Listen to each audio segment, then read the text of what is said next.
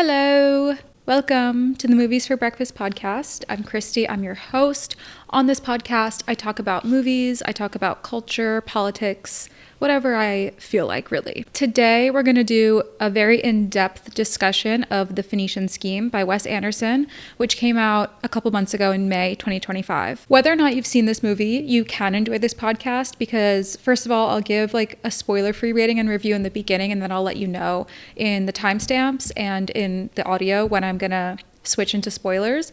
But then also, if you don't care about spoilers and you haven't seen it, I will be like retelling the story as I go, as I do the analysis piece. If you have seen it, we're going to talk about way more than just retelling the story, trust me. Especially this episode, I definitely have some historical and political context to add. I feel like such a fraud because this is the third time I try to record this episode because I keep getting so sleepy from my cat allergies because I'm cat sitting for my sister that I cannot continue. We're going to power through. I'm going to do my best. Also, I don't really know how people are finding the podcast for the most part because the analytics I have access to are not great. But depending on how you came to this, you may or may not know that I post full video episodes on YouTube.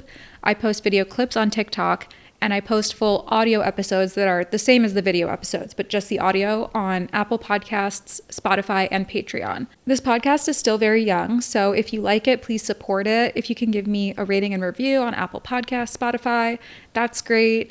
Or if you are on YouTube, like, comment, subscribe, all the usual shit. I hate to ask, but it's kind of like, if you ask and you shall receive. So I went to go see The Phoenician Scheme as part of a Sunday solo double feature a couple weeks ago, maybe like 3 weeks ago, the same day that I saw Eddington.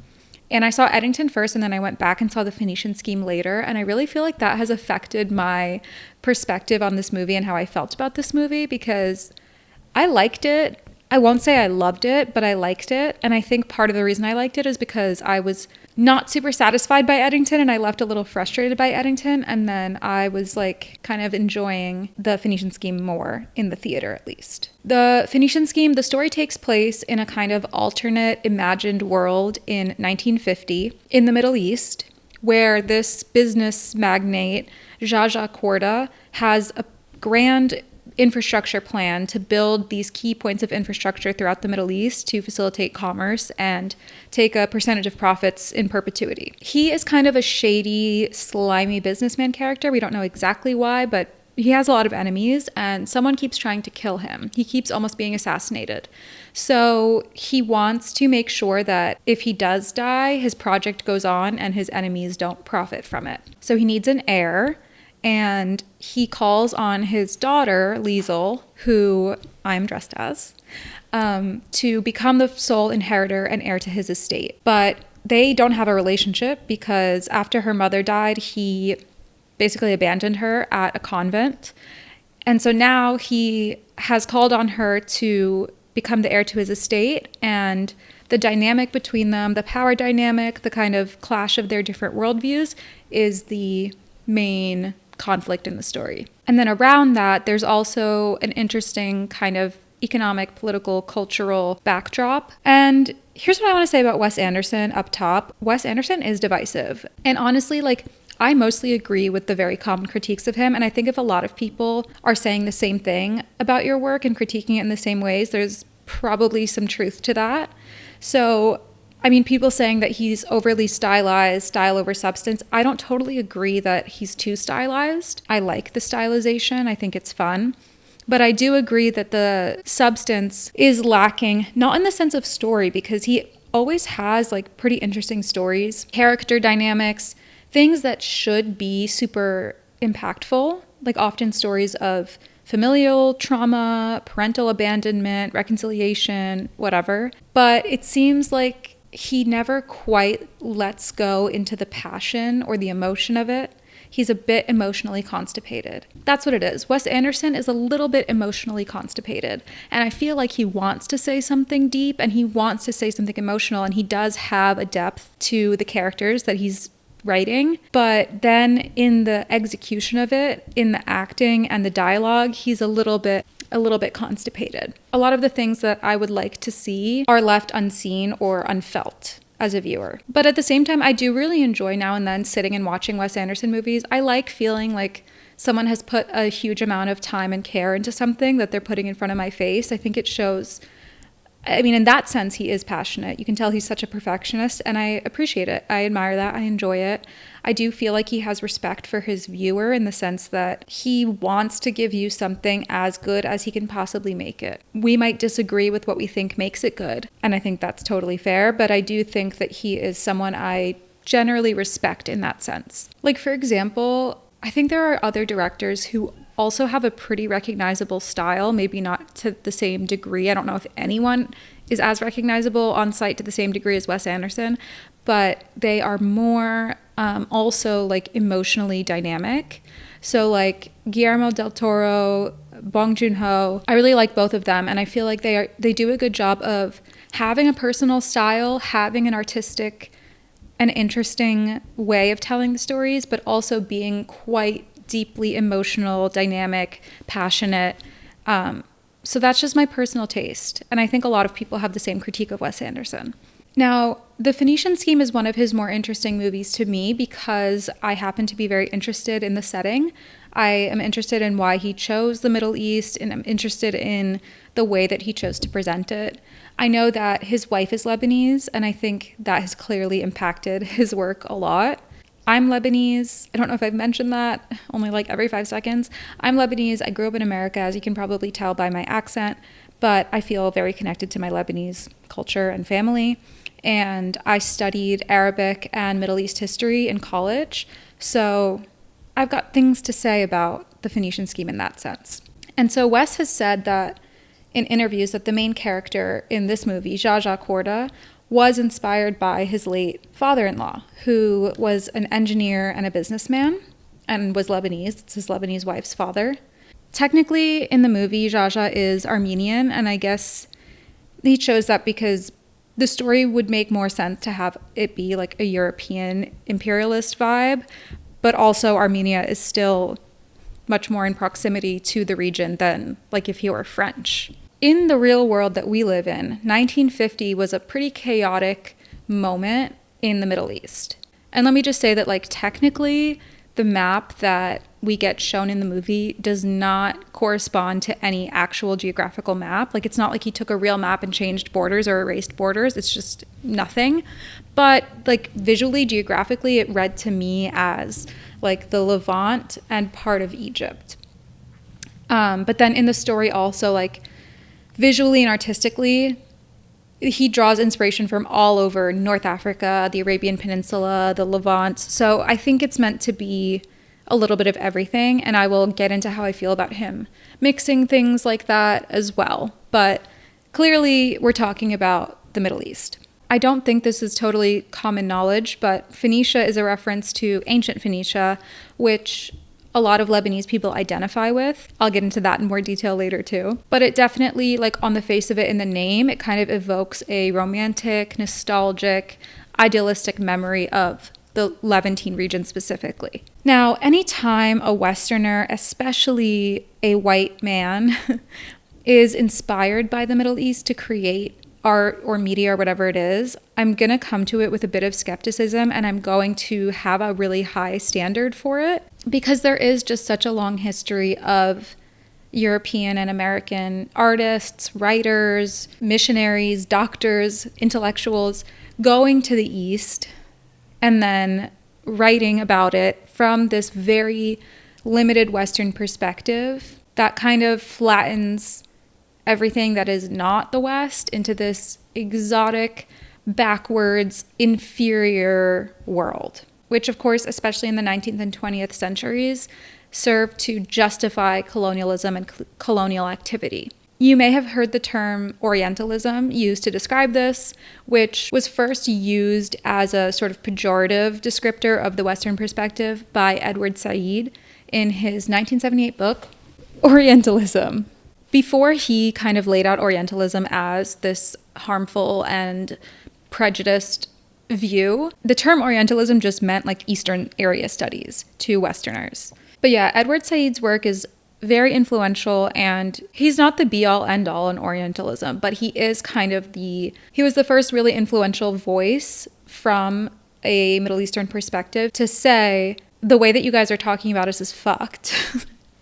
And how dare you? And I think that Wes Anderson must be highly aware of Orientalism.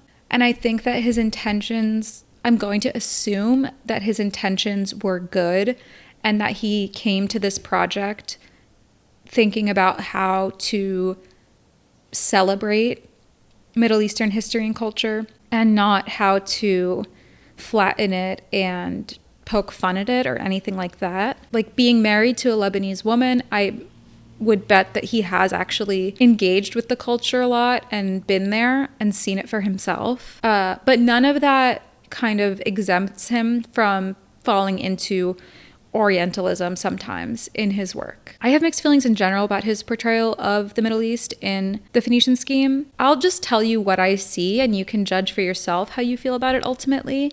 But yeah, that is something that I want to get into. One thing that I really liked about the movie was the runtime, 1 hour and 40 minutes.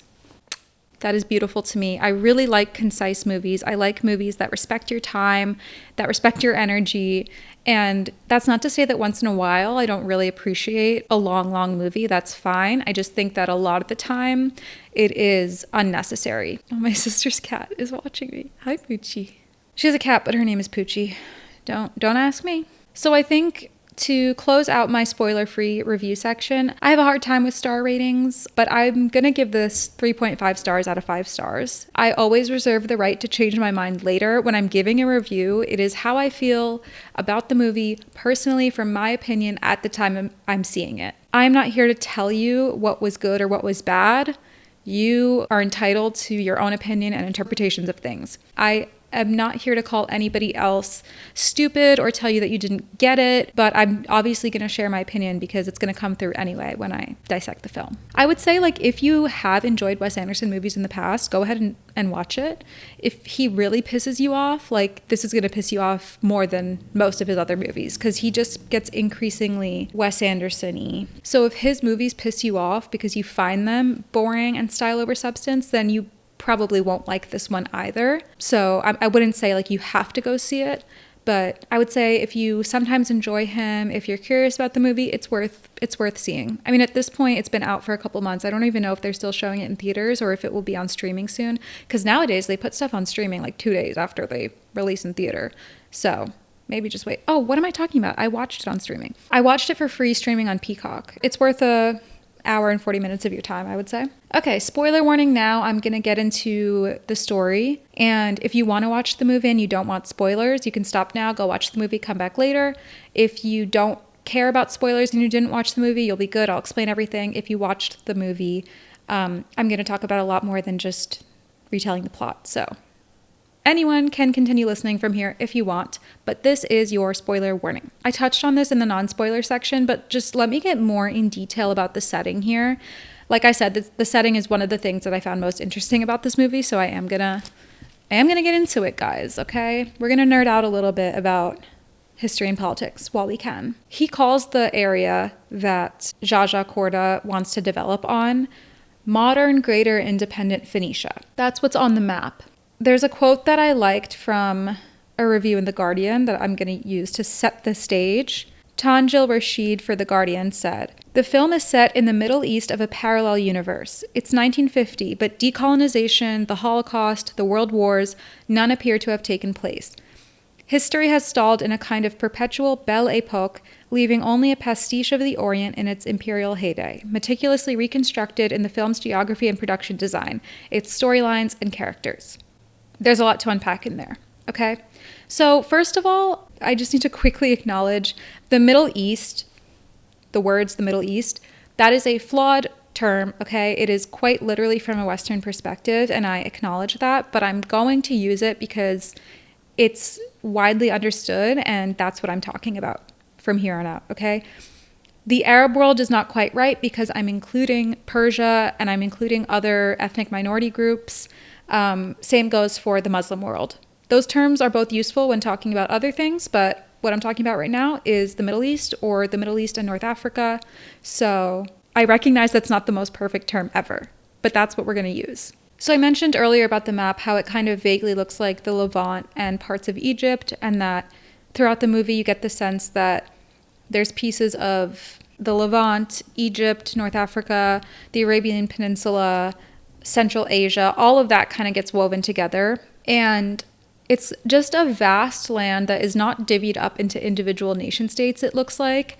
There are local monarchic leaders, is more so the vibe. There's a reason why Rashid described this as talking about the imperial heyday, because he's talking about before the establishment of nation states in the Levant after World War I and the colonialism of the 20th century, late 19th and 20th century. Pre-World War I, there were no borders like we have now between Lebanon, Syria, Jordan, Iraq, Palestine, Israel. That didn't exist. Those borders didn't exist, okay? It was all part of the Ottoman Empire, and there were provinces throughout that were centered around major cities or autonomous regions in more geographically isolated places, but it was not this set of nation states as we know it today. And British and French interest in the Middle East was already kind of ramping up in the late 19th century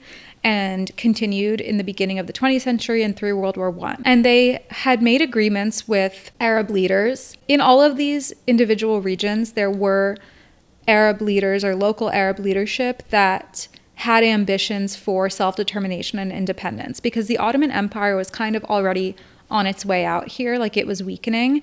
And as the Ottoman Empire was weakening, it was very clear to the populations in the Middle East that Europe was kind of like circling sharks to fill that vacuum and take control. But British and French leaders made agreements with Arab leaders that if you help us topple the Ottoman Empire, you will have the right to self-determination.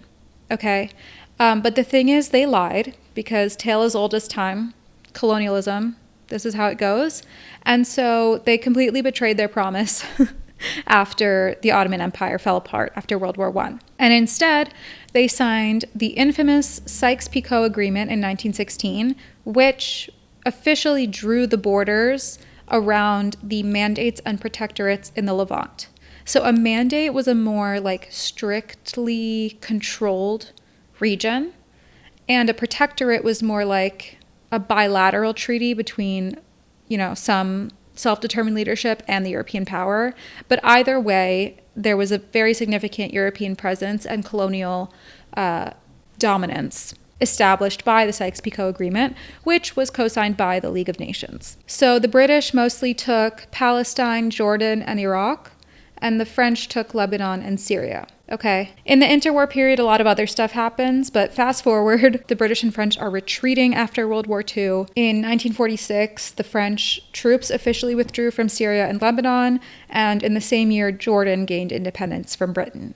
Okay. So that's pretty recent, 1946. And then in 1948, as any Arab listeners already know I'm going to say, the Nakba began.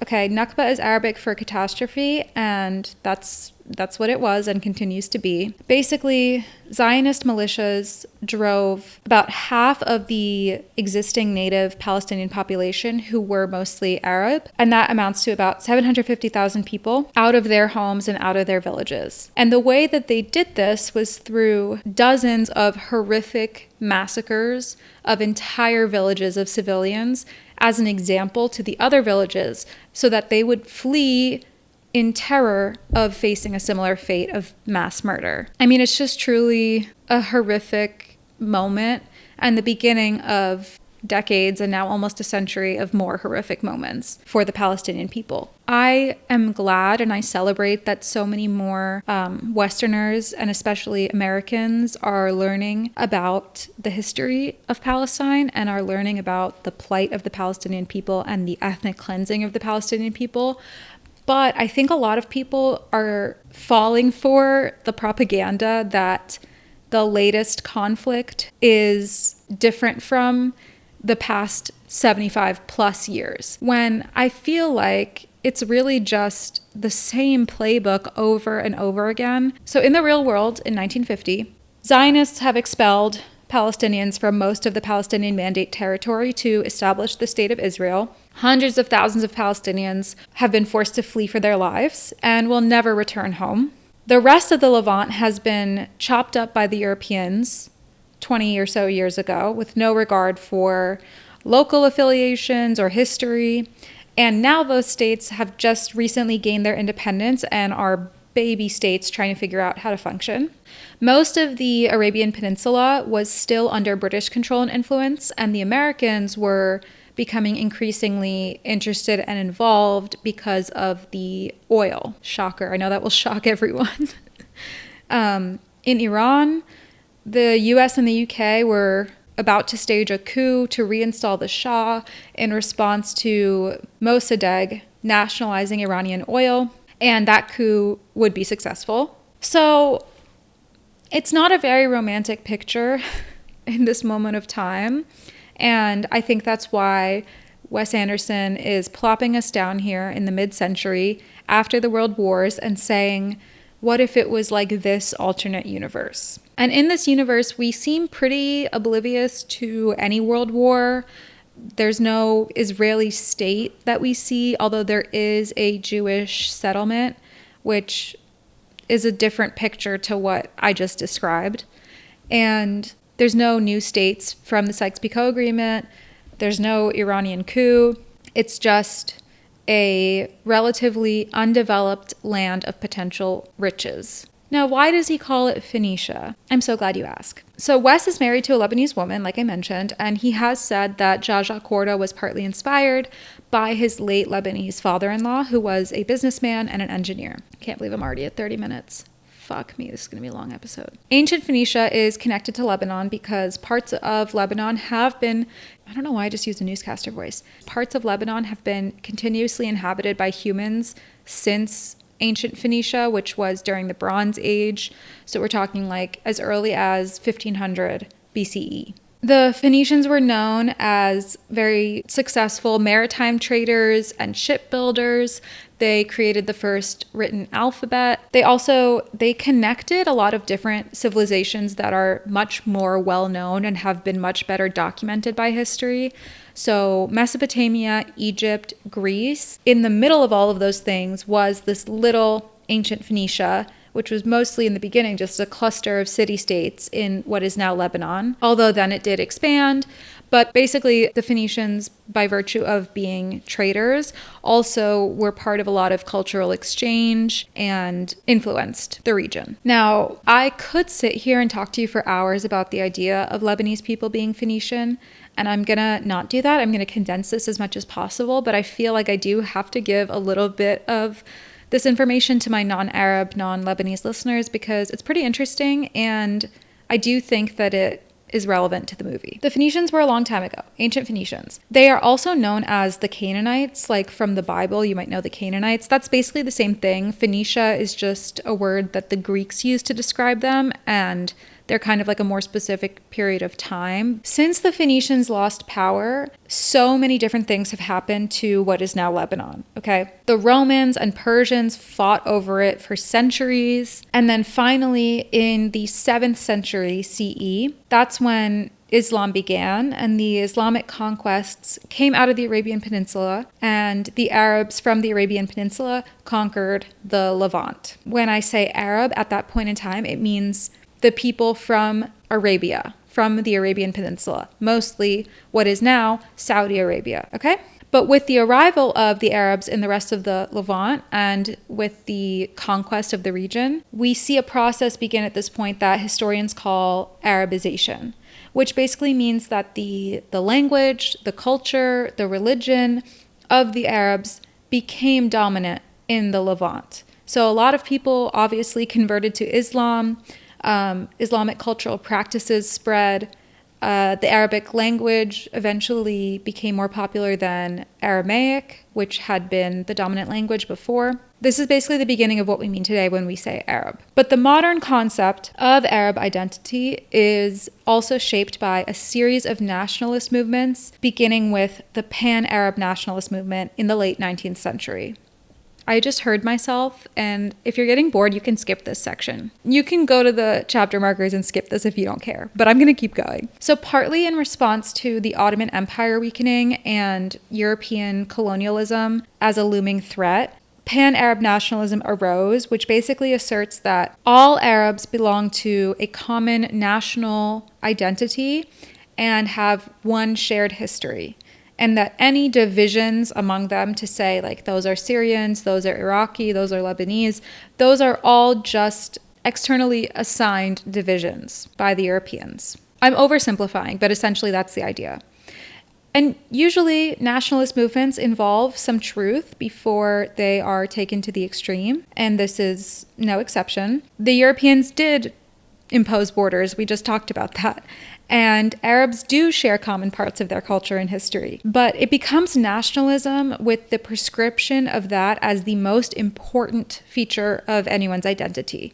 To say that first and foremost, you are Arab, and with the erasure of diversity of local histories and identities as well. But then, fast forward to the mid-century era, nation-state nationalism is the movement now. So as opposed to Pan-Arabism, the movements were about the individual states establishing a national identity. So same as with the Pan-Arabism, is there some truth to it? Yeah, the individual states, even if they were artificially drawn, over time, you are going to develop a national identity. But why is it harmful? Because it is weaponized and because it asserts that your national identity, so you being Lebanese or Syrian or Iraqi, is the single most important feature of your identity over your language, your local history, your religion, all of the other things that shape identity. When you create and impose a hierarchy and say this is the most important piece of your identity, this is who you are,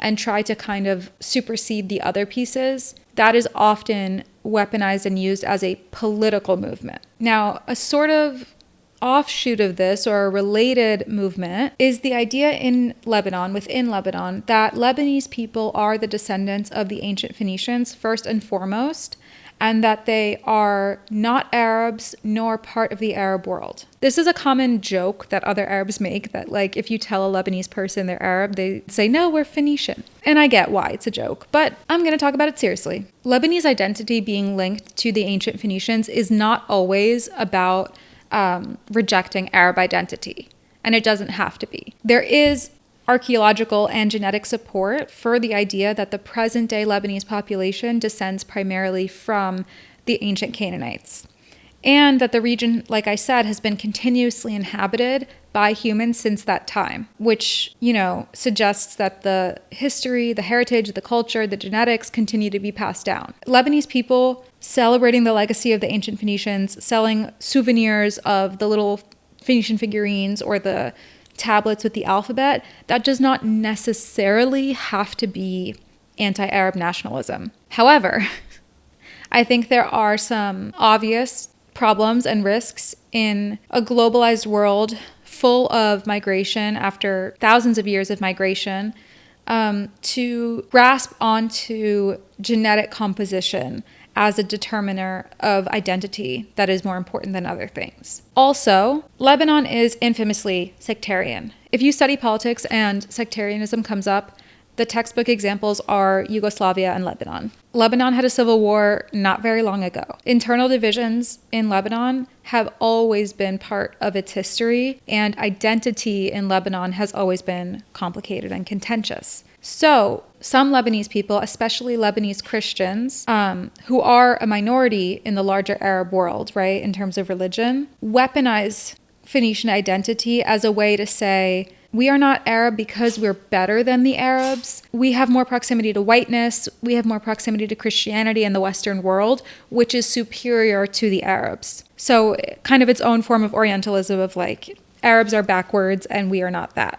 That is definitely not all Lebanese people, and it's definitely not all Lebanese Christians, but that's kind of a stereotype that other Arabs make fun of the kinds of Lebanese people who do hold those beliefs. Just personally, I think there's plenty of room to have an imagination and a nostalgia for ancient history. Egyptians are very proud of ancient Egypt and the pyramids, rightfully so. Greeks are proud of ancient Greece. And I think it's Ta-Nehisi Coates in The Message talks about how any conception of heritage involves imagination. There is no scientific answer to exactly what you come from and who you are. And it's always going to involve some element of romance and imagination. And that's okay, as long as you know that that's what's going on. Also, most Lebanese people today live outside of Lebanon. Most Lebanese people are part of the diaspora. So I think it makes sense that there are so many different experiences of Lebanese identity. Like me growing up in the US, growing up in New York post 9/11, it's not surprising that I identify with being Arab because I do have so many shared experiences with other Arab Americans and Arab diaspora. But yeah, being Arab is a complicated identity too. It's a social construct. All ethnicities are social constructs to some extent. It's not a race, right? It's an ethnic identifier, which means that it's defined by culture, history, and language. And you can see how those are kind of vague terms and they're not measurable, right? So that's why it's somewhat subjective. Like I said, I personally think it makes perfect sense for Lebanese people to be both descendants of the ancient Canaanites and the ancient Phoenicians and Arab in today's world. I don't think it's mutually exclusive. That's my take. I also want to credit a lot of what I've said just now is partially inspired by Amin Maalouf, who is a French Lebanese writer. I dropped the book earlier when I tried to grab Orientalism, so I can't show it to you. But he had a lot of ideas about the meaning of identity and the way that it's weaponized in an increasingly globalized world from the 20th century. He encourages the reader to interrogate how you have constructed your identity and be aware of all of the implicit assumptions and the hierarchies you create in identifying yourself, right? Because if you take a step back objectively, how do you describe yourself? Your hometown, your family, your language, your religion, your gender, your education, all of those things are facets of your identity. And depending on the context and depending on the world that you're in, you might prioritize or resonate more with some of those aspects than others. So like, yeah, if I'm in New York and someone asks me where I'm from, usually they mean, where are you really from? So I'll say I'm Lebanese. I grew up on Long Island. And in America, I am mostly going to be perceived on site as Arab or Latina or South Asian because of my dark features. Definitely growing up in the white suburbs of Long Island, I was some sort of exotic other. I was never gonna be perceived as white. And so I was Arab. When I'm in Lebanon, I say I'm from New York because I might look like every other bitch in the mall. I might lose my sisters in the mall because we all look like everyone. But the second I start talking, and even by the way I walk, the clothes I'm wearing, people are going to clock me as American. To other Arabs, to other Arab Americans, I am Lebanese. I wouldn't meet someone who tells me they're Jordanian and say, oh, I'm Arab too. I would say, oh, I'm Lebanese. And like implicit in that is, oh, I'm Arab too. But you're going to be more specific. Do you see what I mean? How it just kind of depends on the context. Ethnicity and identity, they're both, it's a nebulous, ephemeral social construct that we carry with us and change over time. And that's why the movie is called The Phoenician Scheme. Okay? All right, let's do plot, bitches. Let's talk about the story. I said I was going to talk about the story like 30 minutes ago, and I want to just, hold space for that and acknowledge that, but I just gave you a free history lesson, so you're welcome. Our opening scene, we meet Benicio del Toro in his private plane. It's this small little, very like mid-century modern vibes private plane. And he's sitting in the front, sitting in like a nice seat, reading and smoking a cigar. And behind him, we see like this guy sitting in the back corner. There's a ticking sound. And then all of a sudden, the guy gets blown up. The side of the plane by him gets blown out. And literally he's sitting there like blown in half. Benicio del Toro, who is, of course, Zsa Korda, does not really react. He's kind of like, oh shit, not again type of reaction. He just kind of goes towards the front of the plane. The pilot is freaking out. The pilot's like, I told you we shouldn't fly. I told you it wasn't safe. And Zsa's like, whatever, should we land in the cornfield or the soybean field? Which one is lower impact? The pilot is annoying him by freaking out. So he literally like presses an eject button. Pilot gets ejected out of the plane. And then plane crashes into the cornfield. We hear a voiceover from like a news reporter saying they're trying to recover the remains of Anatole Zsa Korda. They describe him as an international businessman, maverick in the fields of armaments and aviation, and among the richest men in Europe. And they say that he's been accused of fraud and corruption. So quite an introduction to this man.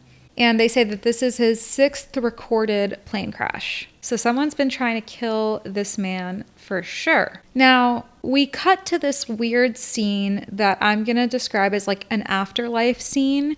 And throughout the movie, as there are attempts on his life, whenever he has a near-death experience, he experiences this like spiritual realm image of what the afterlife is like. And it's shown to us as a very overexposed, crisp, black and white cloud world where everything is absurd. It reminded me kind of the tragedy of Macbeth, the recent movie Macbeth, in terms of just being super stark and black and white and minimal. I liked it. I liked it. I immediately understood the language, the visual language, that this is like the afterlife or the in-between of life and the afterlife. But basically he's sitting at some funeral. The priest is saying like, who was this man?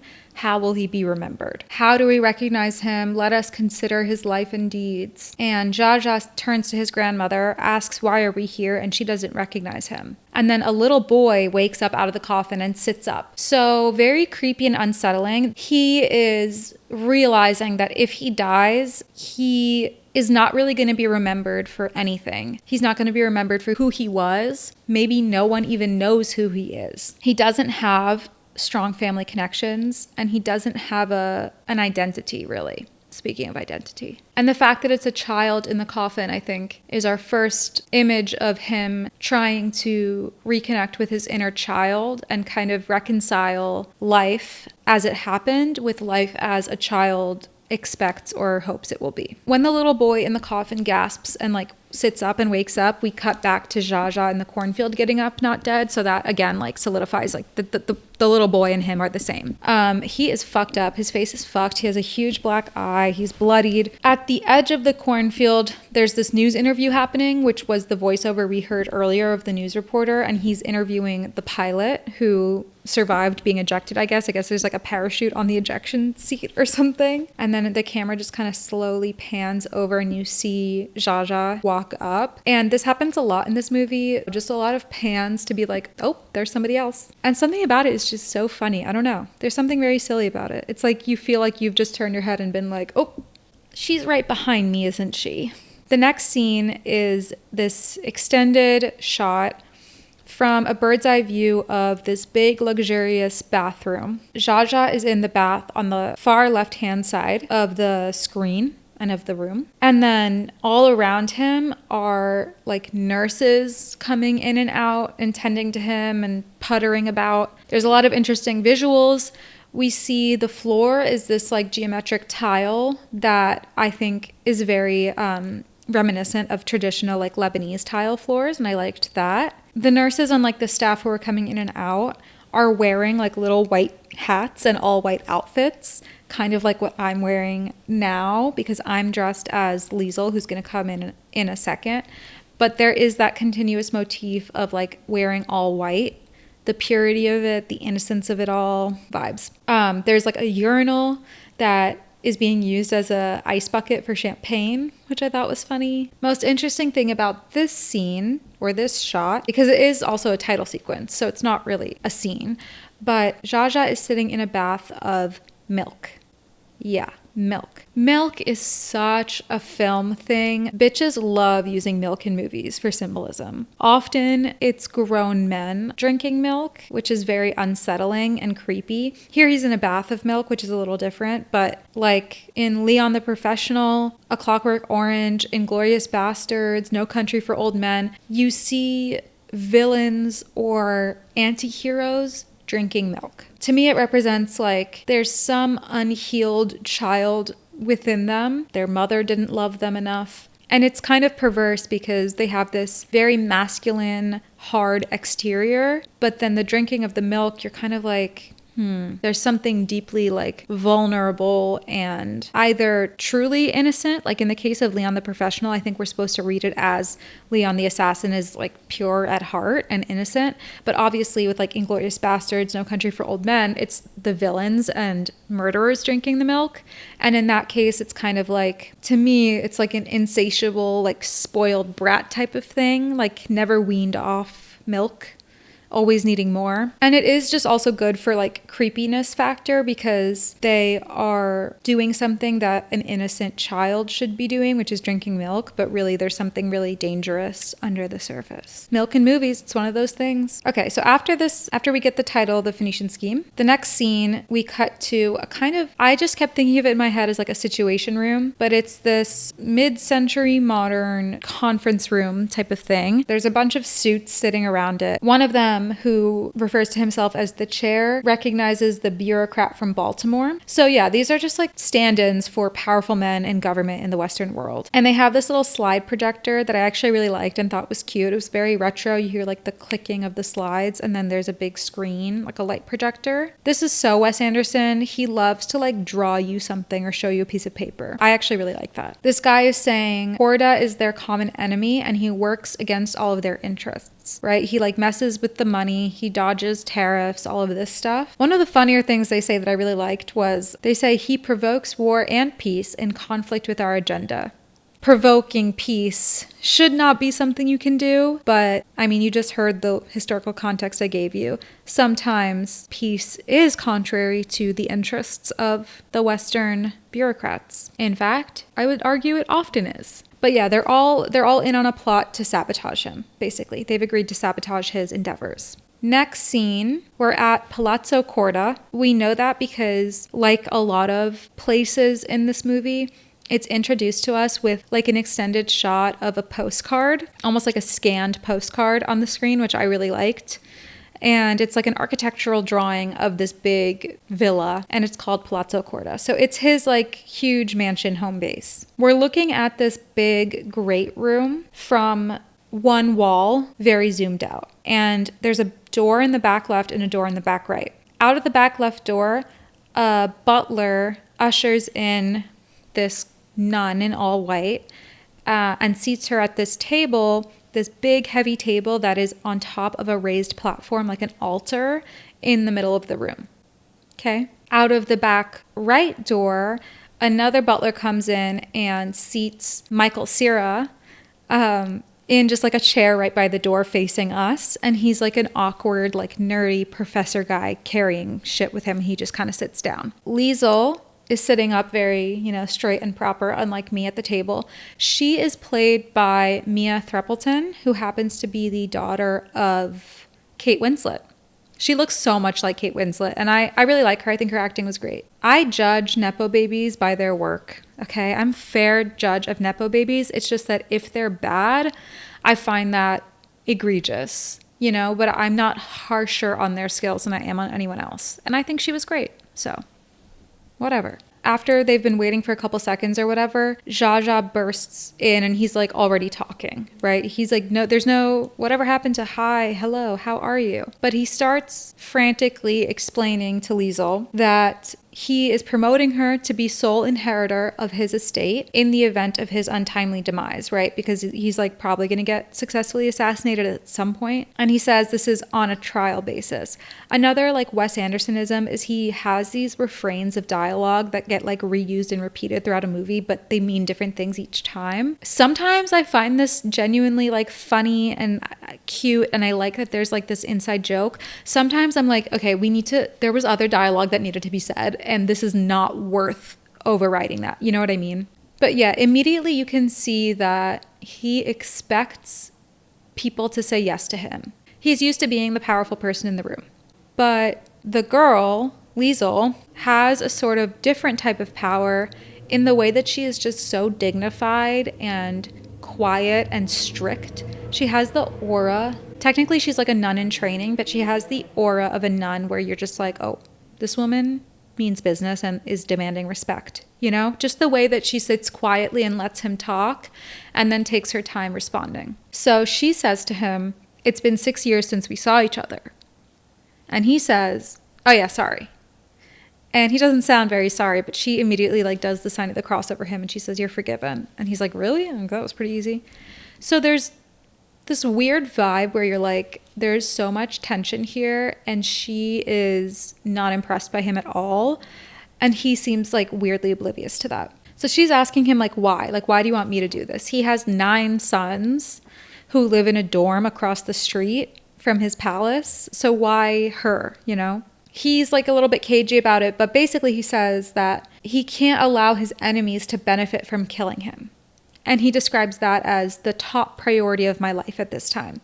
So very explicitly, like his whole purpose in life and like his identity is really just capitalism and spite. She could not be further from that. She kind of has a very ascetic lifestyle.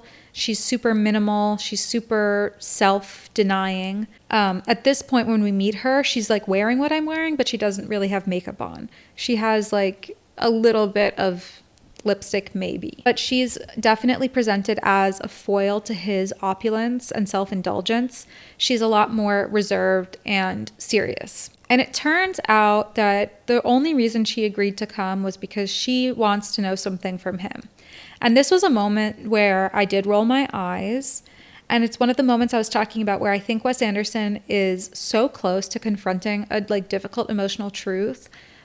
And he writes it that way, but then he orchestrates it in such a weird, robotic, and detached way that I don't think is funny. Like, I find him really funny sometimes.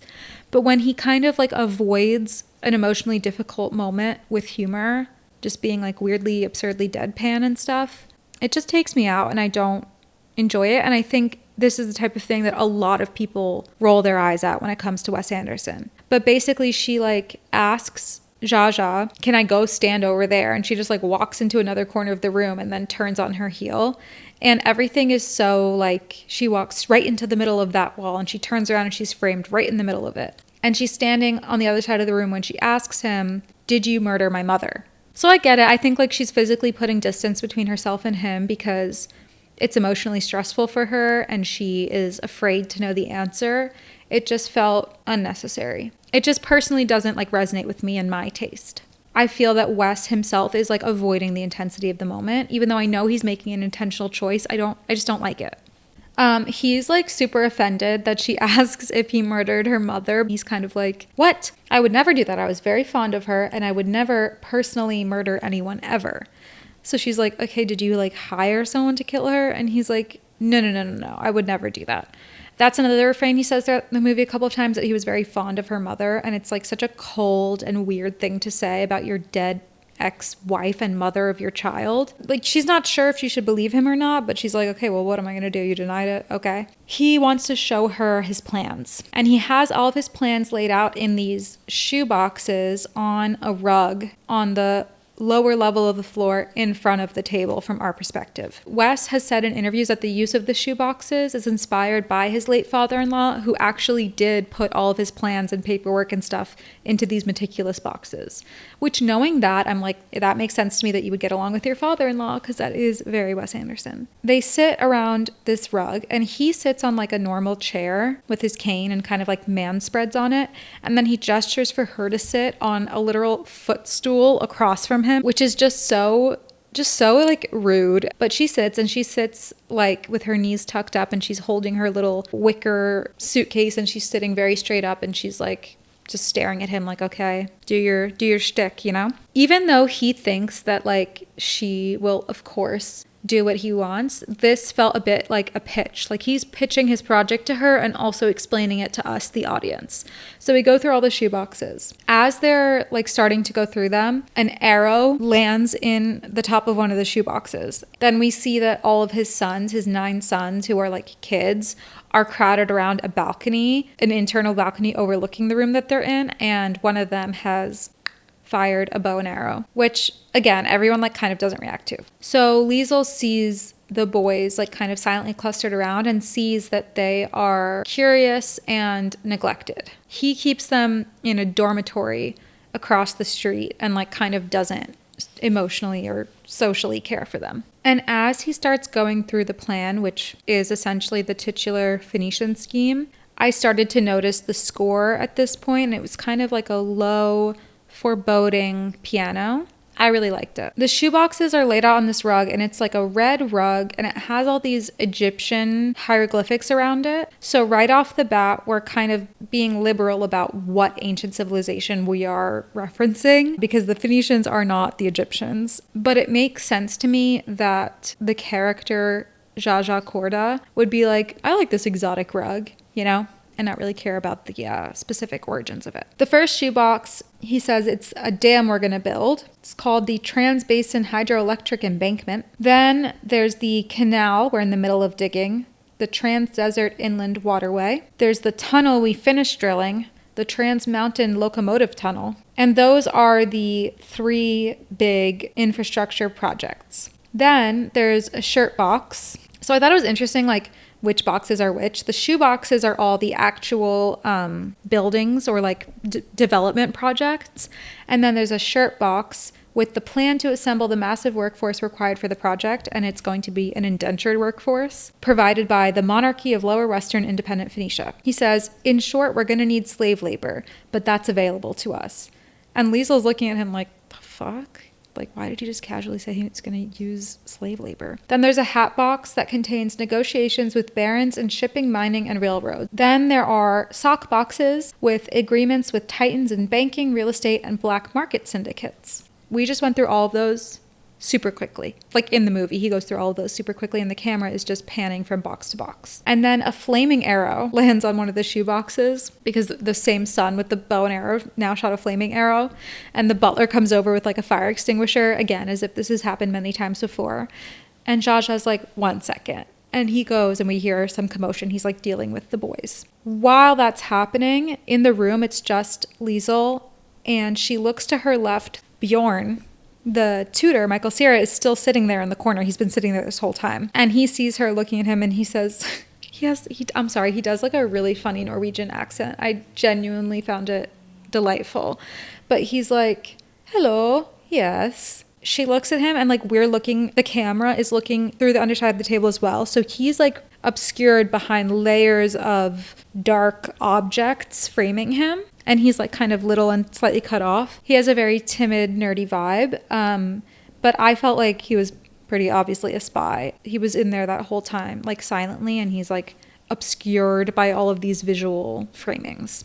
Zsa comes back. He sees Bjorn now, and he says, who the fuck is that? Like, he's been sitting here this whole time. He's been eavesdropping. And Bjorn is like, hi, like, I'm the new tutor. Turning back to the shoe boxes, Zsa describes them as a blueprint to set the wheels of commerce in motion throughout a potentially rich, now dormant region, and that he will then retain an appropriate but extremely valuable 5% of the revenues for the next 150 years. So this is interesting, and this gives us a lot of context about like what's going on with this imagined Middle East. So basically, a lot of what would have already happened with colonial infrastructure projects seems not to have happened, and there's a lot of commerce to be had throughout the region. This is definitely like a reference to colonial projects of the time. The French built railroads. The British had oil rights, like in Saudi Arabia, that they signed contracts for very sneakily without like disclosing why it would be so valuable.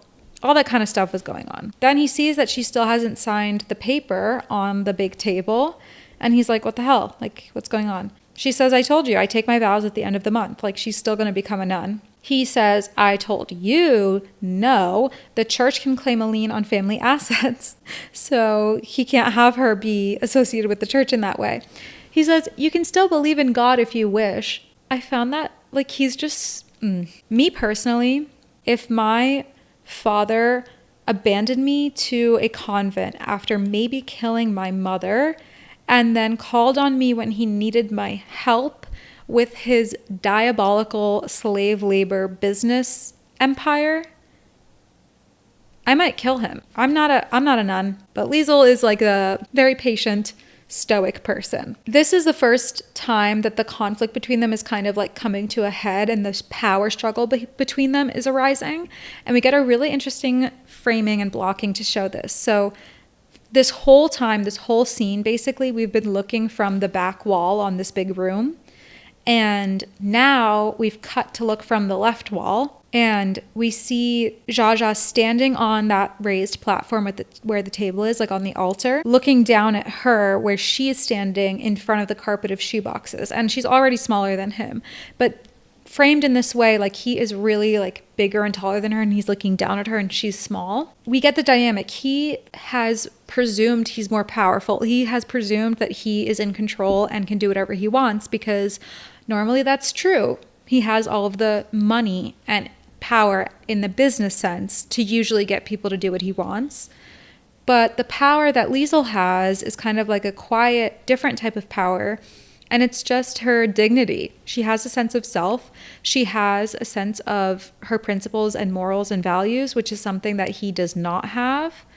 And so his money doesn't really have power over her. Like when he says this is going to change her life, she's kind of like, is it? Because you're not offering to be a loving parent to me. Like, how is this going to change my life, you know? And she just has this ability to stare at him and not let him intimidate her or hassle her into anything, which I liked a lot. So he's caught off guard by her ability to, threaten his plans just by saying no. As they're kind of having this showdown, we see lunch is being set outside on a cutesy little table. We see it like through a nicely framed window. And he's like, all right, let's have lunch. We're having pigeon. And she says, no, she only takes a few crusts of bread for food during the daytime. They're on two ends of the extreme at this point. Zsa Zsa asks Bjorn what about him. He says, I could eat a horse and easily a pigeon. So he's invited to lunch. We cut to a shot of the same table from inside looking out through the window, but the three of them are sitting at it now. And the framing of this is kind of fun. We have the window pane around them is like a vertical rectangle. There's two vertical lines and two horizontal lines inside the window, right? And so Zsa Zsa is in the middle, and then on either side of him, like on those lines of the window pane, are Bjorn and Liesl. Zsa Zsa is self-centered. He believes that the world revolves around him. She sits very still, very straight, very upright. She's no bullshit. She has dignity. She has pride. Zsa Zsa has his butler bring like a little polygraph, and he does a little polygraph test on Bjorn. And as he's doing the polygraph, then the camera starts zooming in through the window frame, and now we're like outside with them, right? But from the same angle. So Zsa Zsa asks him, are you a spy? Are you an assassin? And Bjorn is like, oh, no, goodness, no. Harmless little Bjorn. I was thinking like polygraphs are bullshit. Everyone knows polygraphs are bullshit, but I guess in 1950 they didn't. I'm convinced I could pass a polygraph test because I would be so irregular the second they put it on me. When they do the test questions and they're like, is your name Christy? I would be like, yes. And it would come out inconclusive and they wouldn't be able to do the test on me. As they're served the food and they start eating, we hear a voiceover from Liesl. That's the beginning of a letter she's writing back to the head nun. We're still visually looking at the lunch table. And so this is called a J-cut. J-cuts in film, it just means that like you start to hear the audio of the following shot while still seeing the video of the current shot. And it's a way to like transition a little bit more seamlessly between moments.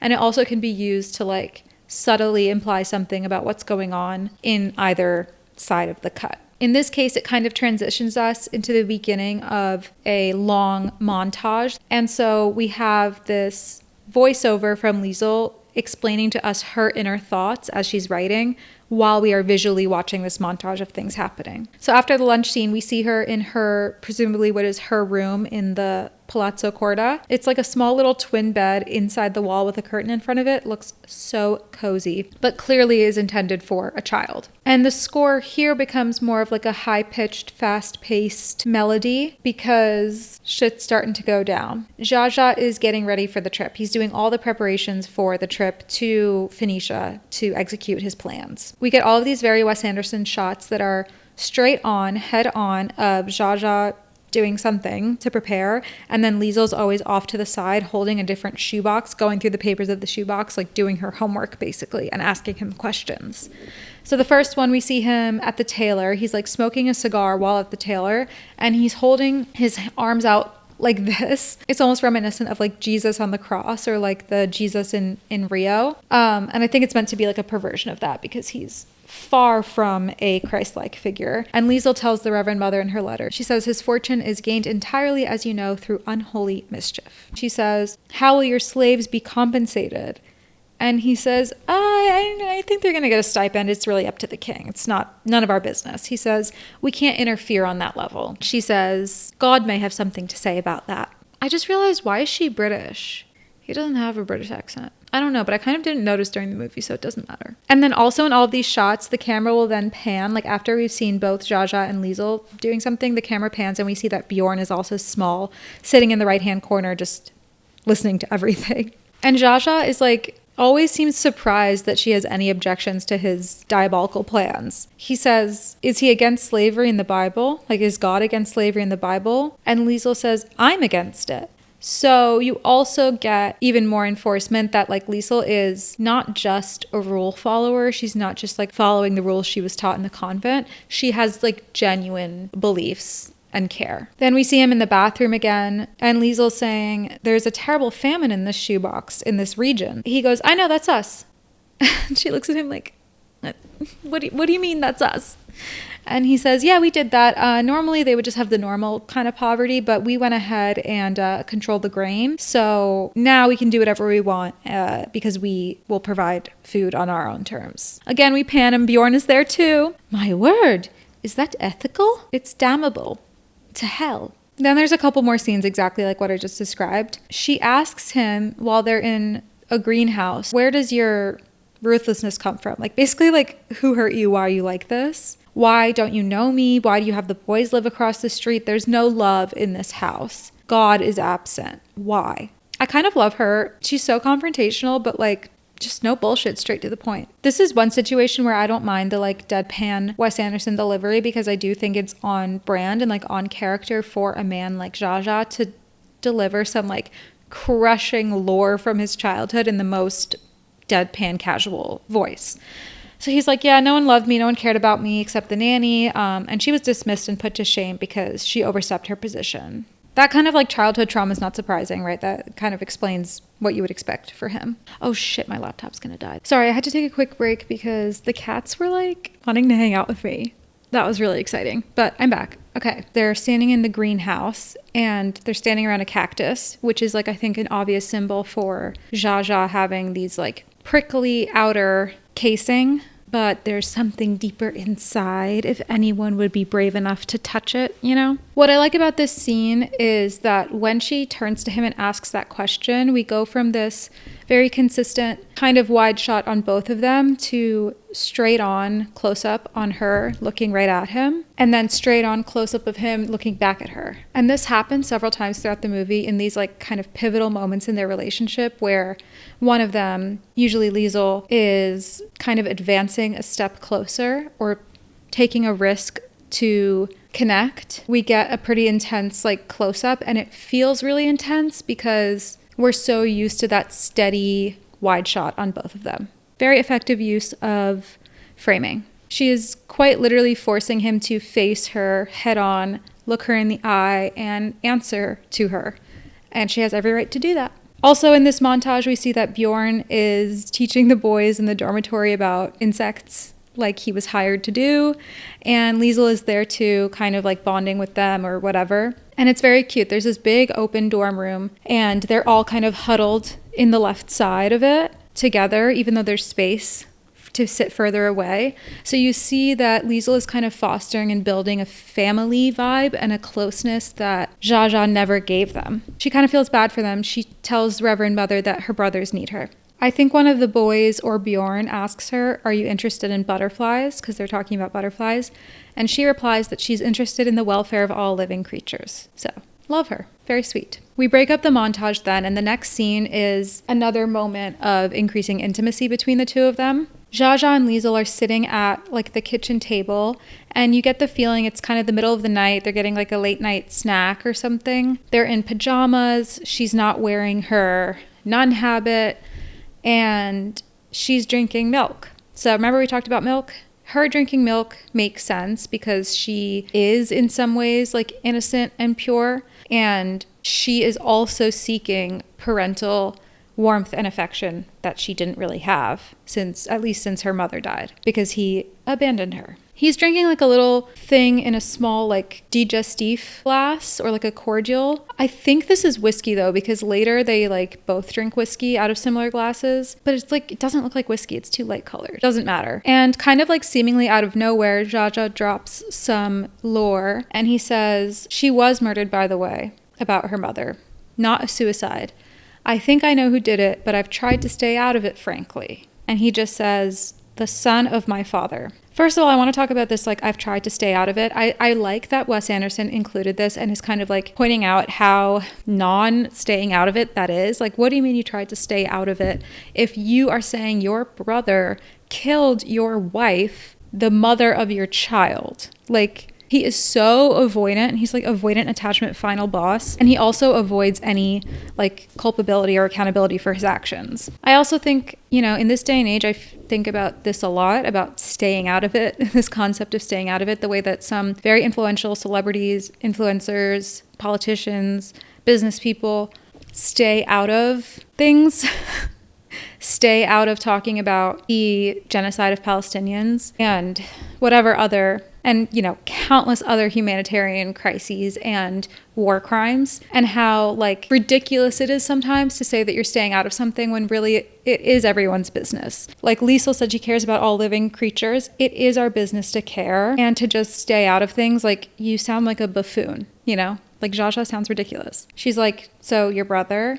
And he says it's Uncle Nubar, his half-brother. They always hated each other, but they do business together. And Liesl's response is basically, okay, well, if that's true, then we need to bring that man to justice. Thou shalt not kill. Liesl reminds me of Superman. Stay with me here. She also, like, similar to this latest Superman, has some tendencies for like black and white morality, black and white thinking, that something is wrong, something is right, these are the rules, this is what we must do. But I like that sometimes, and I think that we all need people like that sometimes to bring us back to earth and hold us accountable when we are allowing things to be gray areas that don't need to be gray areas. They are truly right or wrong. In Superman, you see him having like a very black and white thinking about Moravia and Jaranpur, which is kind of transparently Israel-Palestine, in my opinion. And when other people around him are like, well, it's complicated, you know, it's none of my business, blah, blah, blah. He's like, no, this is bad. People are dying. We have to do something.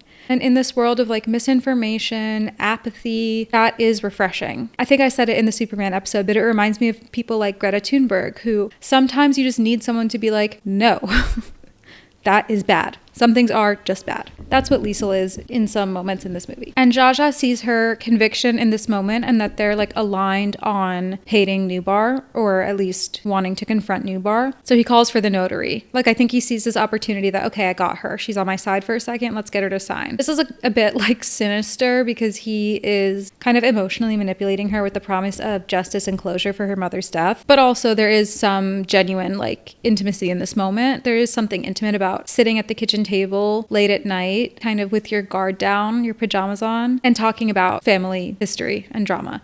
And I think it is so true of like father figures, that they do this thing of like randomly, when you think they haven't been thinking about something, or you think they don't have these like deeper emotions, they randomly drop something and you're like, oh, okay, we're doing that. We're having that conversation right now. Okay. So they go back to the great room to sign. On the same table in the beginning, there was this little skull, like a little mini skull, and that's there again this time. I don't totally feel like thinking too hard about it, but maybe it's kind of a memento mori, like a reminder that life is fleeting and YOLO, live a good life, you know?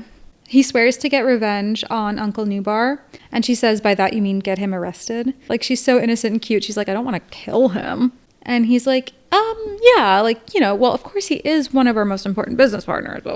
Lisa's like, okay, let me pray about it. And she just kind of starts like whispering, pray. She's like just murmuring her little prayer. And then she says, okay, God called me here for a purpose. No slaves, no famine, no dormitory. You're on a trial period. Okay. Because remember, he had said that she would be on a trial period. She's like, no, clearly you need me. We're going to do it my way. And I was thinking about this in hindsight because there's at the very end of the movie when we have another like afterlife scene, like the black and white afterlife dream world, she confesses to him that when she prays, she doesn't hear an answer from God. She just pretends to, and then she does whatever she thinks God would have told her to do, which aligns exactly with what I was saying about the black and white justice mindset of knowing right from wrong and kind of not tolerating any like bullshit, like, you know. So in this moment, you know, she has prayed, and I don't think she's like intentionally being like deceptive about pretending to pray, but I think she is like taking a second to think about like what is the right thing to do. And it is obvious to her that God would say no slaves, no famine, and maybe talk to your 9 sons, you know? And then she doesn't even wait for him to agree because she knows he has to agree, and then she signs the paper. So we're in business, baby. And then oddly here, like after so long not engaging with it, we finish the voiceover of her letter to the Reverend Mother. And she says, P.S. How is your rheumatism? I thought that was so cute. I think it shows that like she is giving something up by leaving the convent behind. She was like abandoned there by her father, but also clearly in that time, like those connections are the only kinship that she has in her life. And by committing to this project with her father, she is abandoning that version of home that she knows. So I think her like saying, how is your rheumatism? It shows that like those are important people to her that she cares about, and also just like consistent with her character and everything we know about her character so far, she truly cares about everyone and has concern for everyone's well-being. The next scene is a big family dinner table with all the boys at the table this time, the 9 sons. This is really fun. This is a fun scene. We open on it with a shot of like a metal bucket in focus in the foreground, and there's a drip from the ceiling landing in the bucket. And then the like dinner table is out of focus at first behind it. And the drip is falling into the bucket, and we can see that the bucket is almost full of water. So to me, this is several things. One thing is that it's kind of a perversion of the idea of overflowing wealth. A cup runneth over. Instead, it's like a metal bucket almost run over with a leak. And I think like while a chalice overflowing with wine, generally people like evoke that about material riches when they say your cup runneth over. But the bucket with a drip from the ceiling and this like intimate, warm family dinner, I think it represents true wealth in the view of someone like Liesel. That true wealth is love and a home and family. This was one of the funnier scenes. There were so many little jokes that like could be any family household talking and bantering at the dinner table. Guess who's at dinner? Bjorn. Bjorn just like takes out a grasshopper at the table, which honestly is on brand for him because he always just has his like insects with him. And the boys kind of like get startled and they gasp and they're like murmuring in fear. And Jaja just like flips on them and is like, what is wrong with you guys? Man up. Are you men or mice? You should be lions.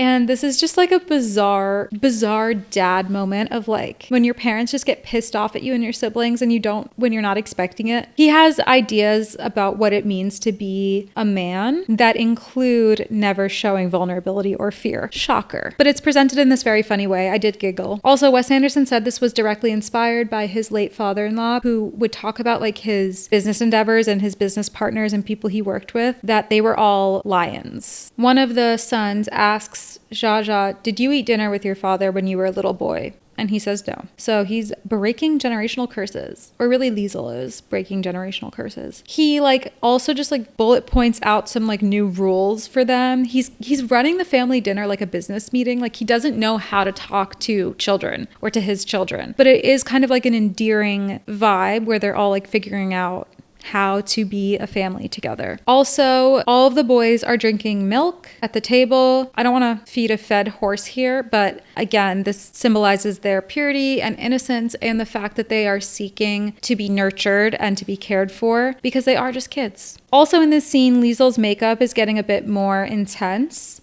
She has a redder lipstick. She has a little bit of eyeshadow on. Her nails are painted bright red. Before they were like not painted or they were like a nude. So she's leaning into self-expression and not necessarily making herself invisible or denying all of the pleasures of life the way that she probably would have been taught to do at the nunnery. Also, like, I think she feels empowered by essentially co-running this household. All of these people are now connected to her and relying on her in a way that she never had with real family before. The boys all love her and respect her. Bjorn is like obsessed with her. And Zsa also does whatever she says. So I think she's feeling empowered and she's gaining a sense of individuality. Back in the situation room with all the men in suits, we see they are still plotting on Zsa's demise. And this time on the projector screen, they're showing a diagram of a bashable rivet, which is just like a type of screw. And it's apparently like the most important commodity used in massive construction projects, like the ones that Korda is going to do in his Phoenician Scheme. And the like main guy who always talks in these scenes just says the regular price is 10 for a nickel. And they pass around a little example and they're all looking at it. So we don't really get the point of this at that moment. But then we cut to Zsa in the bathtub again in the same bathroom as before. You hear like a printing sound. There's a telegraph on the other side of the bathroom that starts printing out like a ribbon with what look like stock prices, but it's not stocks. It says bash-riv, and it's going like up on the top of the screen like a ticker, so we can see what he's seeing on the telegraph thing. And it just shows like the price exploding, like the price going up and up and up and up with each time it prints out. This is a shot that's in some versions of the poster where he's kind of leaning out the side of the tub and looking at it like, what the fuck? You also can see like over time in all of these scenes since the plane crash, his wounds are getting more and more healed on his face. So that also tells us the passage of time and the fact that he is healing physically, but also obviously healing some emotional wounds. So yeah, we assume that the suits somehow manipulated the market. I'm like triggered because I've talked too much about market manipulation at my job that I just quit.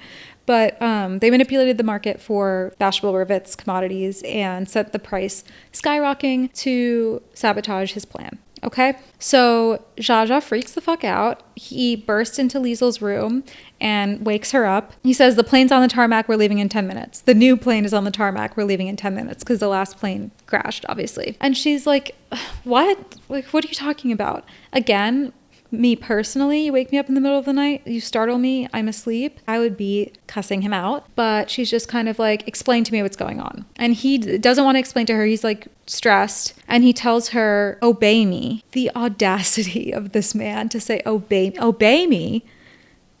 Okay. Like, he has no right to claim a parental authority when he has not done his duty to her as a parent at all. She's like, okay, I'm going back to bed. Her only like leverage and power a lot of times is just to say no to him, and she exercises that power. So then he starts explaining, he's like frantically explaining to her, they're sabotaging me. The price of bashable rivets has been pretty much steady for like a decade, but then last night it exploded. And she's like, okay, like what does that mean? And he says the gap explodes. And at this point she still doesn't know what the gap is. So then he explains that essentially it's like a gap in funding. It's money that they don't have that they need to do the project that he's laid out. My enemies are manipulating the markets, which we originally manipulated. So they're playing dangerous games. He fucked around and now he's finding out. So he says their plan now, they're going to rendezvous with all the business partners and try to like gaslight them basically into thinking that they have agreed to contribute much more financially to the project than they actually did, because somebody's got to cover the gap. They're both going to the plane now. She's down. He says, wake up the tutor. So of course our friend Bjorn is coming too. And here we begin our little shoebox vignettes. So this is why I was saying, like, I do enjoy the outline that the shoeboxes give us and that the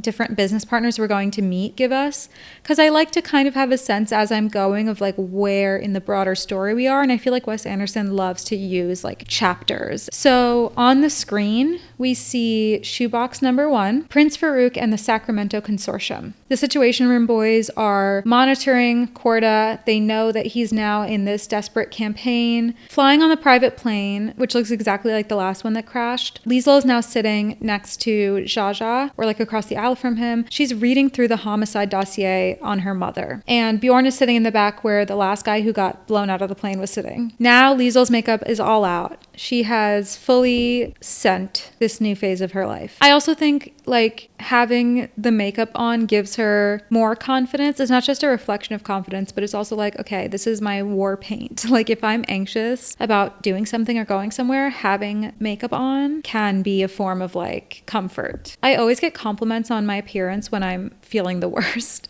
because I'm like, oh, I just like sat down and did this full beat and straightened my hair or whatever because I was sad or because I was stressed. Like if I'm stressed out, I will put on lipstick. And I'm surprised that Wes Anderson knows that about women, but okay. They're bringing hand grenades with them because at this point with like the market manipulation, each hand grenade is cheaper than a bullet for a gun. So that's their ammo. Zsa Zsa puts Bjorn through another polygraph and kind of like swears him in as his new administrative secretary. And as the administrative secretary, he is responsible for carrying around a suitcase with all of Zsa Zsa's cash, like his entire fortune or his entire liquid assets. And Liesel and Bjorn are kind of sussing each other out still. Korda goes somewhere like to the bathroom or something, and then Liesel asks Bjorn when his last confession was. He said when he was 14. He's an atheist. She asks him, "Are you chaste?" "Not particularly." "Is that important?" And she goes, "I don't really know." So she is quite like inexperienced. Obviously, she just left the convent. She doesn't know men her age and she hasn't talked to them before. So she's just kind of like, you a virgin? Like, I don't know. What else am I supposed to talk about? He asks her back. He goes, "Are you really fairly terribly pure yourself?" And she's like, yeah. He just says the most like out of pocket shit. He says like, even if you were like the cheapest whore, nothing would take away from how beautiful you are. And you see she's actually like kind of like taken aback and flattered by that. Because again, she's never had male validation before. And in this case, like it's kind of bizarre and awkward, but I think she does like him. And I think she's also just surprised to learn that she has that effect on men. Okay, so before we land at the railroad, we get a gap check-in on the screen. We're going to get a few of these where it just shows gap status. And again, love it. Love to keep track of stuff. So first we have a list of Sacramento Consortium, Marseille Bob, Newark Syndicate, Cousin Hilda. And for each of those, it says goal 25%. So the goal is to basically swindle and trick each of those four partners to think that they had already agreed to pay 25% of the gap when really they had agreed to some smaller amount. And then at the bottom is Uncle Nubar, goal TBD. And then our introduction to the tunnel is another postcard similar to the one we got for Palazzo Korda. And it shows the Trans-Mountain Locomotive Tunnel coming soon. So on each of these postcards here on out, they also give us coordinates, like latitude and longitude coordinates. So I did look them up just out of curiosity. This one in real life would be near Damascus, 33 north, 36 east. And he calls this Upper Independent Phoenicia. Zsa Zsa, Bjorn, and Liesel are like standing outside their car in the desert waiting to see someone. And another random like moment of vulnerability from Zsa Zsa kind of just like bursts out. And he says to her, "I never lost interest in you. I followed your progress with great interests. It's not spying, you know, I'm your dad. It's nurturing." He sucks. He sucks so bad. He's like, "Hey kid, sorry I left you at the convent. I did like ask them if you were still alive every now and then though, so you know, I care." These like random assassins come over the hill and it's like guys on camels with their faces covered, and they kill the driver of the car who we don't know or like care about before Zsa Zsa and Bjorn and Liesel are saved by Prince Farouk, who like rolls up on a trolley cart or a tram like on a track on the ground, and he has like a big rotating machine gun he kills them with. Zsa Zsa says he recognized the assassin, that he used to work for him. This is like a recurring refrain throughout the movie that he will say that the assassins used to work for him. So clearly like it's not that hard to get people to want to assassinate him because he's probably wronged all of them in their time working for him. Prince Farouk checks Liesel out and he goes, "Oh, what a shame, she's a bride of Christ." And Liesel's like, "Hi, you can talk to me. You don't need to talk to my dad." And he's like, "Oh, sorry, you're beautiful." And again, like with Bjorn, she's kind of like, "Oh my God, thank you. Thank you for noticing." I think she just needs some more words of affirmation and she needs to know her value. She's a little bit too flattered by the compliments, but it's cute. Farouk gifts Jaja like a nice ornamental knife, and Jaja switches it with Liesel. He gives Liesel the knife that's a gift and takes hers that they bought at the airport. And then in return, Jaja says, help yourself to a hand grenade. Prince Farouk says, you're very kind, and he takes one. That little couplet, help yourself to a hand grenade, you're very kind, we get that every time throughout the movie. So yes, I think it was supposed to be funny and just like bizarre, but I also think it's playing at how bizarre it is that these rich and powerful people in the world get into these civilized rooms together and they just politely discuss the most like vile and violent plans as if they are passing the salt at the table, you know, like, here, help yourself to a hand grenade. So they get on the trolley and they ride into the big mouth of the tunnel. Both Farouk and Bjorn want to hold Liesel's hand. So they get to a big stop sign, and the stop sign also says stop under it in Arabic. I kind of wish it was only in Arabic. Like, it's a big red octagon. People know what it is, you know? Why would it be written in English? But whatever, it doesn't matter. Because the Arabic underneath it's like tiny, and then stop is huge. Anyway, the little track that their tram is on ends at this sign, and then there's like a gap, and then another train, a big train, rolls in from the other side and stops at their stop sign. And on the train is Bryan Cranston and Tom Hanks. What a duo. What a little bro duo. I really like both of them. The two of them are the Sacramento Consortium. They are coming in hot. They're pissed. They say, you've been fiddling with it. You've been fiddling with the deal. And they're like, we're outie. They literally roll up. They say, fuck you. You've been messing with it. And then they're about to leave. And Jaja says, wait. Let's work this out. He says, let's resolve it how we did it in Colorado, 2-on-2. And you're like, what? They flip the sign on the front of the train to the other side, and it's a basketball hoop. They like mounted a basketball hoop on it. So Bjorn and Liesel go into the bigger Sacramento Consortium train to have beer. Well, Bjorn orders beer, and then Liesel's like, oh, well, I've never had hard liquor. And he says, oh, well, beer's not hard liquor. And she says, oh, okay. The Sacramento Consortium boys are somehow like just freakishly good at basketball. The funny thing too is Jaja had said, let's play 2-on-2, but they don't really play 2-on-2. They're just having a shootout. Or maybe none of them are playing defense. I don't know. I wouldn't be surprised if Wes Anderson had no idea how basketball works. No offense. Farouk, the Prince Farouk, is like freaking out because he doesn't understand the game, and Jaja, in typical Jaja fashion, will like not explain to him how basketball works. So he like travels and just runs up to the net with the ball. He's throwing airball after airball. Jaja also throwing airball after airball, if not smashing the basketball into the train, where you keep cutting back and forth, and Bjorn and Liesel are like getting closer and kind of having like a flirty moment. He's asking her questions about herself, and she's answering them, but she's a little bit like, are you prying? And he's like, kind of, but I'm also kind of selfishly interested in your future welfare, because he loves her. Also, every time we cut back to them, you can see like with the empty glasses on the table that she has outdrank him. Like, she's always half a beer ahead of him, which I found funny and very on brand for both of them. Bjorn asks her, could you imagine falling in love with someone like me? Hypothetically.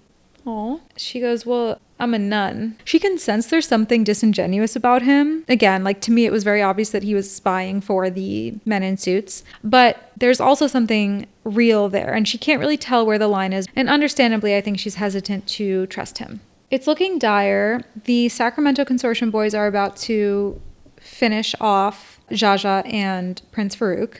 They take a little break, and another lore drop from Jaja. He tells Liesel in front of all these other people that he was present at her birth. And he describes the birth, and he says, I was very fond of your mother and never would have murdered her under any circumstances whatsoever, which is something he has repeated over and over again. And he says that he sent her to the convent at 5 to keep her away from boys, but he didn't expect her to get brainwashed, like to get religious. So that right there, he sent her to the convent to keep her away from boys. So clearly he didn't understand, like, what is the role of a father? What is a father supposed to do? The only thing he knew were these like weird patriarchal values about protecting a woman's chastity. And that was like an easy cop out for him to think, okay, the right thing for me to do is to like not have to take care of this child. Perfect. Send her away.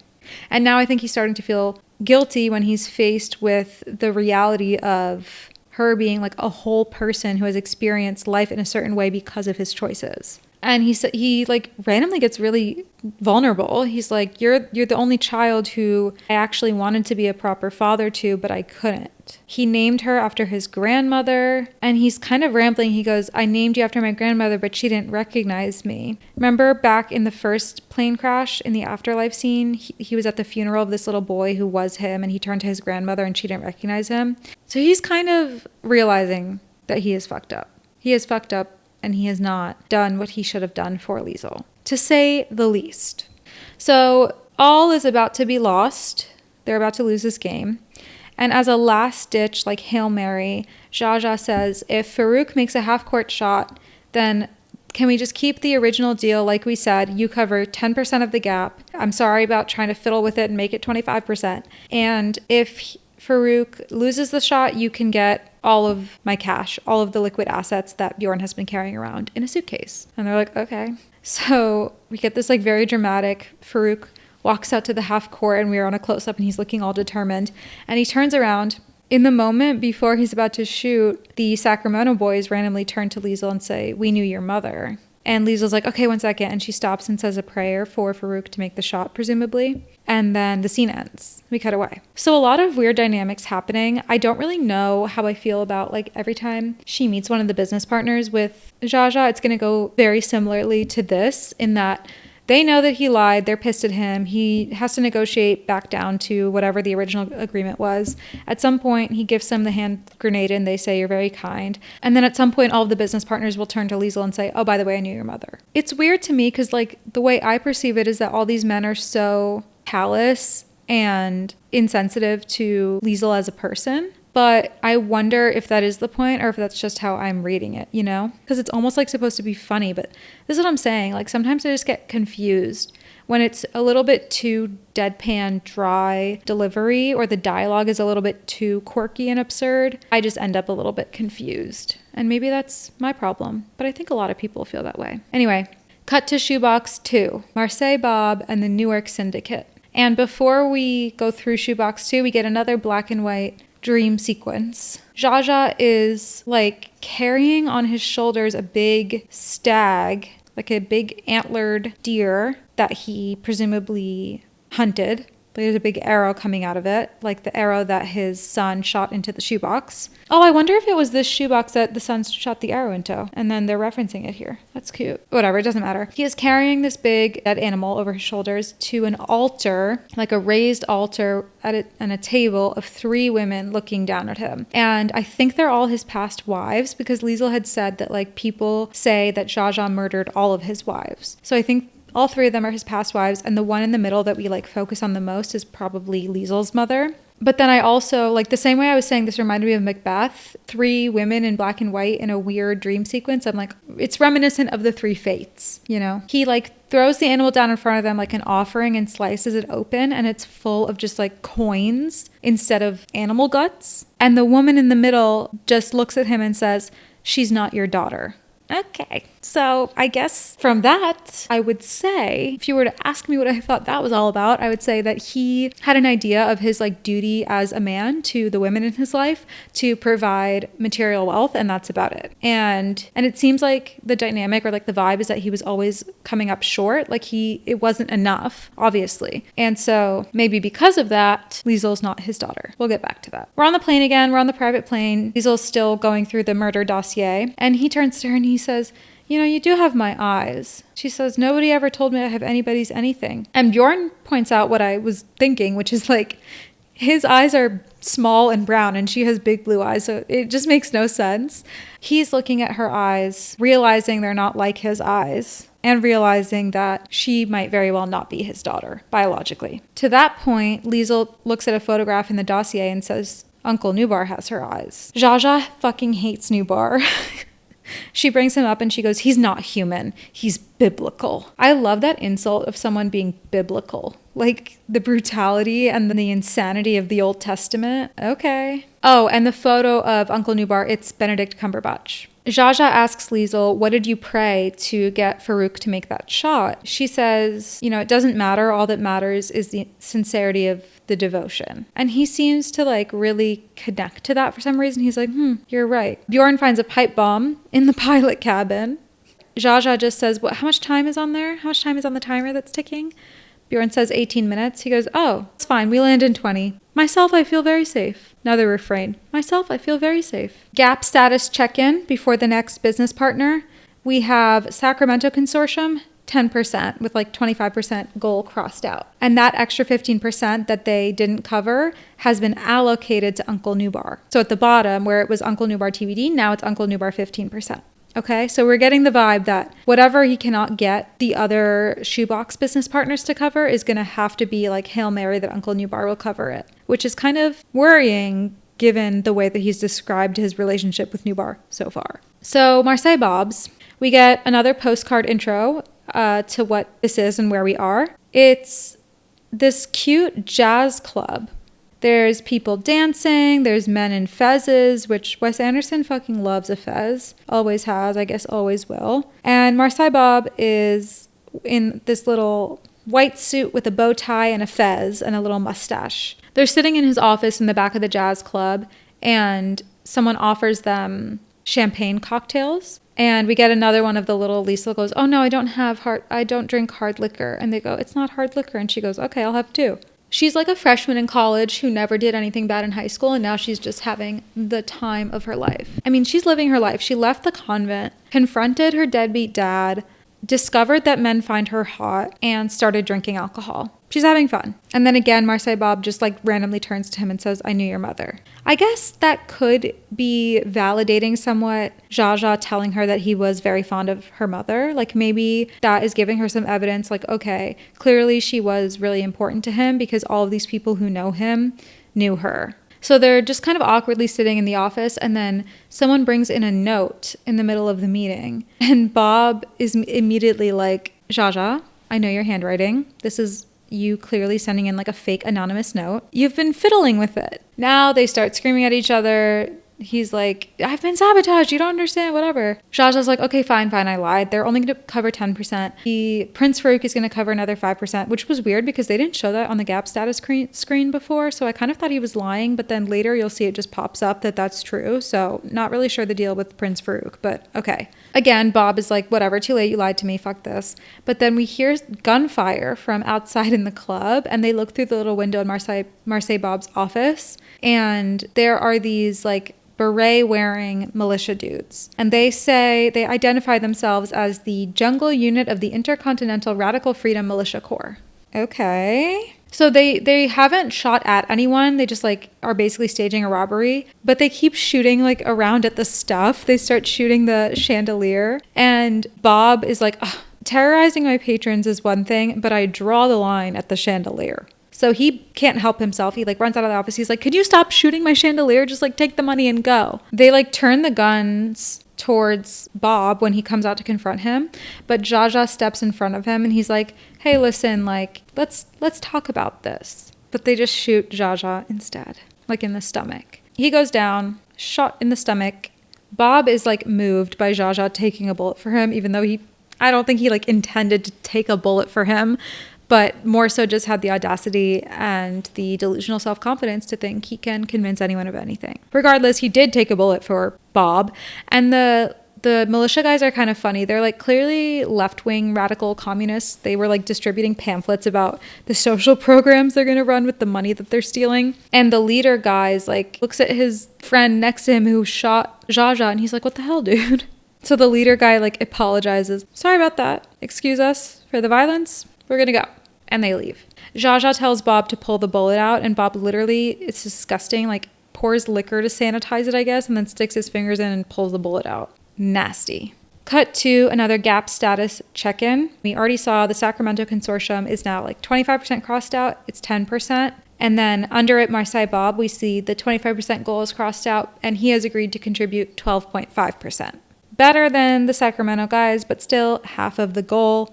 And still the remaining 12.5% has been transferred to Uncle Nubar. So now Newark Syndicate and Cousin Hilda are still goal 25% each, but Uncle Nubar is goal 27.5%. Okay, you got that? You with me? Each business partner is not contributing as much as he had hoped, and then all of that leftover uncovered funding, he is now hoping that Uncle Nubar will cover. That's what you need to know. So now we're at the canal.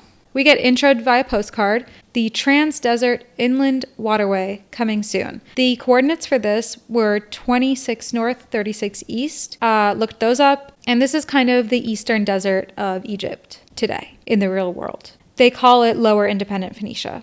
Our introduction to this little chapter was one of the cooler shots in the movie where there's just like a huge, huge ship. The hull of the ship is taking up most of the frame. And then in the background, there are some tents. The hull of this giant ship is taking up most of the frame. And then in the background, we just see like some tents. And then our cast of characters is tiny at the bottom of the screen, completely dwarfed by this giant ship. And by our cast of characters, I mean Jaja, Bjorn, and Liesel. They get dropped off by a taxi, and the taxi's about to drive away, and Jaja looks at Bjorn and he's like, where's the suitcase? And Bjorn's like, oh yeah, sorry, oops. He like almost left it in the taxi. Sus behavior, but apparently not to Jaja. So they're led on board and to the owner's suite on the ship. By the way, like about this ship, remember I talked about how the ancient Phoenicians were known for their shipbuilding? I think this maybe was a little bit of a wink to that. Jaja is still not feeling well due to having just been shot in the stomach, and he asks Liesel, do you think I need a blood transfusion? But before he answers, the captain lets them in, and he's like super unsettlingly cheery. Like he literally just keeps saying like, hi, hiya, come on in, come in, hi. And then he does this funny thing around the table where he goes, you sit there, you sit there, you sit there, I sit here. And they all sit down. He's got a little bit of a unusual vibe to him, but he's very cutesy and nice. We do a little help yourself to a hand grenade, you're very kind. And then the captain says, don't ask me to cover the gap, man. And Joshua just passes out because of all the blood loss, presumably. So another near-death experience, another flash into that afterlife black and white dream world. And we see what looks like a young Liesel testifying like in court. Again, in this same kind of like performance stage where we saw the funeral and the three women.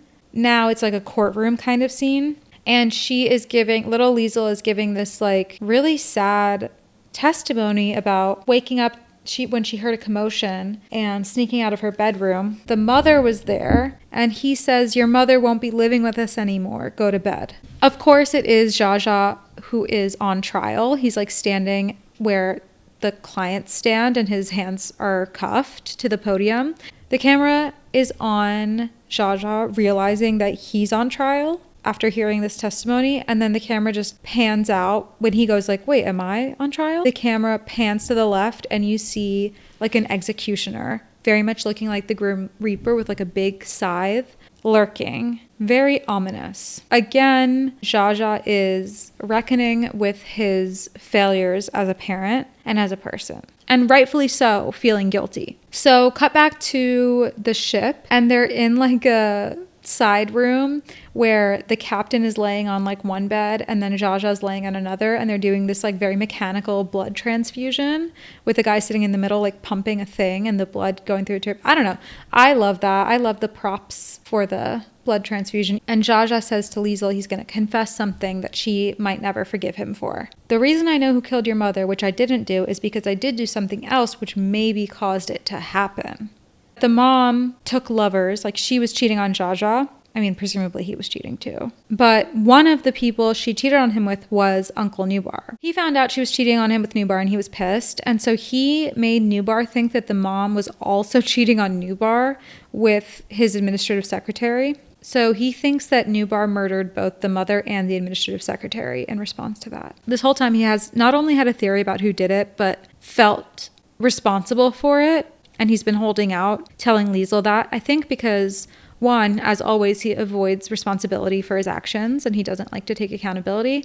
But then I also feel like, in a more generous sense to him, he just got Liesel in his life and he doesn't want to lose her again or scare her away. So at first, he wasn't saying it because he needed her help to sign on to inherit his business out of spite for the people who want him dead. But I think as time has gone on, he's been afraid to tell her this because he cares about her and doesn't want to lose her in his life. But he also knows the more he holds out from her, the more he continues to do wrong by her. And if he actually cares about her, she needs to know the truth of all of his sins. He has to confess all of his sins to her before they can have a fresh start and have a relationship. And there's that theme of confession, like she had asked Bjorn if he's been to confession. And obviously there's all these like religious themes of redemption and whatever. So he confesses this whole thing that he's been keeping from her. And Liesl just says, "Did you love her?" And he again repeats, "I was very fond of her, but no." And she just immediately slaps him across the face. And again, now we're moving into these like straight on close-ups where they're looking right at the camera, like at each other. It feels so weird and uncomfortably intimate because so much else is shot in these very like rigid wide shots where everything is just so then like a close-up on their emotions feels almost claustrophobic, and they're in this like claustrophobic room doing the blood transfusion. So there's moments of them growing closer that are also very tense and uncomfortable for both of them. This is the most honest and frank conversation that they've had so far. He said something else stupid that like pissed her off and she slaps him again, and then she forgives him immediately. They do this conversation and this whole like familial drama again in front of other people. Like it's always with other people around that they have these conversations, and partly it's just funny and bizarre, but I also think it's true sometimes that like, you know, when couples have their most vicious fight very uncomfortably at dinner with other people around, like sometimes there's this triangulation where when they're uncomfortable or awkward to truly have these conversations in private, they do it in front of other people. But then also it's like it always just comes up at random moments because Zsa Zsa is unpredictable and he himself doesn't know when he's going to have these like moments of clarity or moments of confession. So it just happens with people around and they both have the conversation, no regard for who's around. And I kind of like that. Like I think that's something that they have in common, and you see this like family resemblance between them in this way where they both are kind of difficult to embarrass. They're kind of shameless. Anyway, Zsa Zsa is now back to business. He got that off his chest. And he turns back to the captain who has been giving him blood and hands him over the proposal for the gap coverage agreement. And as soon as he hands it over, the captain tells the like assistant guy, like, "All right, that's enough blood. I've done enough. I've given enough." He throws the proposal out of the porthole and they start shouting at each other. "You've been fiddling with it. It's sabotage," the whole thing. Zsa Zsa lies again. He says Farouk agreed to 5% and Bob agreed to 15%. Bob is there. I forgot. Bob is there with them now this whole time at the ship. And he says, "No, I said 12.5. And then Zsa Zsa's like, "Please, I took a bullet for you. 15. His final act of desperation to convince the captain, he just takes a grenade and pulls the pin out in this like tiny little room on the ship, and everyone's like, "What the fuck?" He goes, "I'll only put the pin back in if you agree to pitch in." Zsa Zsa then also turns to Liesl and he says, "Liesl, get out." She says she's not going to leave so he can grenade himself as a business strategy. This is an oddly tender moment. He's like, "Hey kid, I don't want to blow you up." And she's like, "Hey dad, I don't want you to blow yourself up." That's familial love, I guess. I mean, also he just like needs her to survive to spite his enemies, but you can feel that there's also like some intimacy there now, and he does feel protective of her. The ship captain says exactly what I was thinking, which is why would you think that I wouldn't just say yes but then go back on it later so that you put the pin back in the grenade? And Zsa Zsa says, "I trust you." I took this moment as to be like he learned from Liesl saying that her prayer with Farouk worked because of the total sincerity, not because of what she asked for. And that's kind of what Zsa Zsa is doing in this moment. He's just being completely sincere in a way, like desperate. He's laying his desperation all the way out and just saying like, "Look, I put my faith in you. I believe in you. Come through for me." And it works. The owner says, "Okay, I like your weird little show you've put on. I'll pitch in 20%, even if that's stupid, just because I want to see what happens here." And Zsa Zsa says, "Thank you for the blood," puts the pin back in. Now we're on shoebox number 3, Cousin Hilda and the Utopian Outpost. But first we're going to check in on our situation room with the suits. And they have on their projector slide an intercepted telegram to Cousin Hilda, presumably from Zsa Zsa, that says, "My dear cousin, stop. What is your ring size? ? So it's like dictated. They're aware that he is scheming on his cousin potentially to do this strategic merger, basically. They are also pleased with themselves because they report that his resources are continuing to dwindle as his business partners grow dubious and bewildered. As they're talking in the situation room, we cut to Bjorn on the plane, but we still are hearing the audio from the situation room. And so this is kind of the sister of a J cut, as I mentioned earlier. This is an L cut. An L cut in movies is where you continue hearing the audio from the current shot, even after you start seeing the visuals from the next shot. They're very similar. They're used for similar purposes to kind of link thematically or logically different shots and scenes together with a more seamless transition. So when we cut to this visual of Bjorn on the plane, we're also looking at him from a new angle, like through one of the circular windows of the plane from the outside of the plane from the side. And this reminded me of the shot in the beginning in the great room when Liesl turns to him and she's looking at him like under and through the table. He is always like from a weird angle and obscured by things in the foreground because he's a fucking spy, which they confirm in this moment. They read out a message from their operative that says that the target, so Korda, keeps placing personal funds in operative's hand. Operative tried to misplace, but does not have the heart to steal or destroy. Too cruel under circumstances. So he tried to misplace. Remember, he tried to forget the money in the taxi. But having spent so much time with them, he has a soft spot for Zsa because it's like kind of sad to watch how pathetic he is at this moment and how everyone is like, I mean, everyone thinks he's a joke and is bailing on his plan. So it's kind of like he doesn't want to kick him while he's down, but also he's in love with Liesl. So I think he's like torn because he doesn't want to ruin his chances with her by sabotaging her newly reconciled father too badly. And finally, the operative, so Bjorn, has let the room of men know Target has appointed daughter his official successor. Currently a nun, not for long, I hope. He likes her. Gap status check-in. Sacramento Consortium 10%, and now we see plus King of Phoenicia 5%. Don't know how or when we got that sorted, but okay. Marseille Bob 15%. So when he corrected him from 12.5 to 15%, that worked. Newark Syndicate 20%. Newark Syndicate was the boat guy.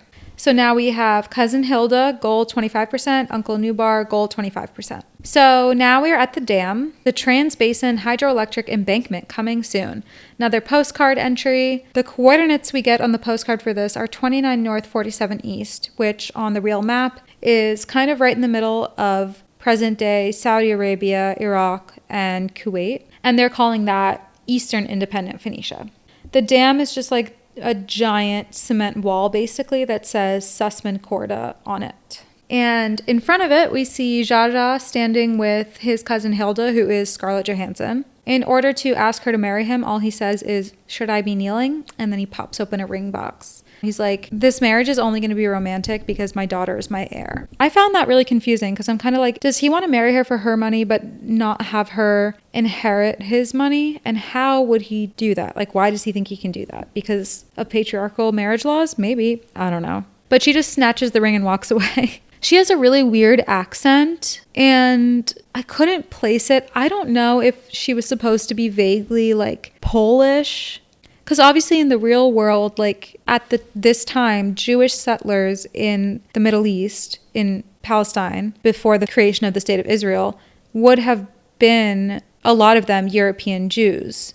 A lot of them Polish Jews fleeing from the Holocaust. So I feel like she was supposed to kind of be that. I don't know. Her accent and vibe was very confusing.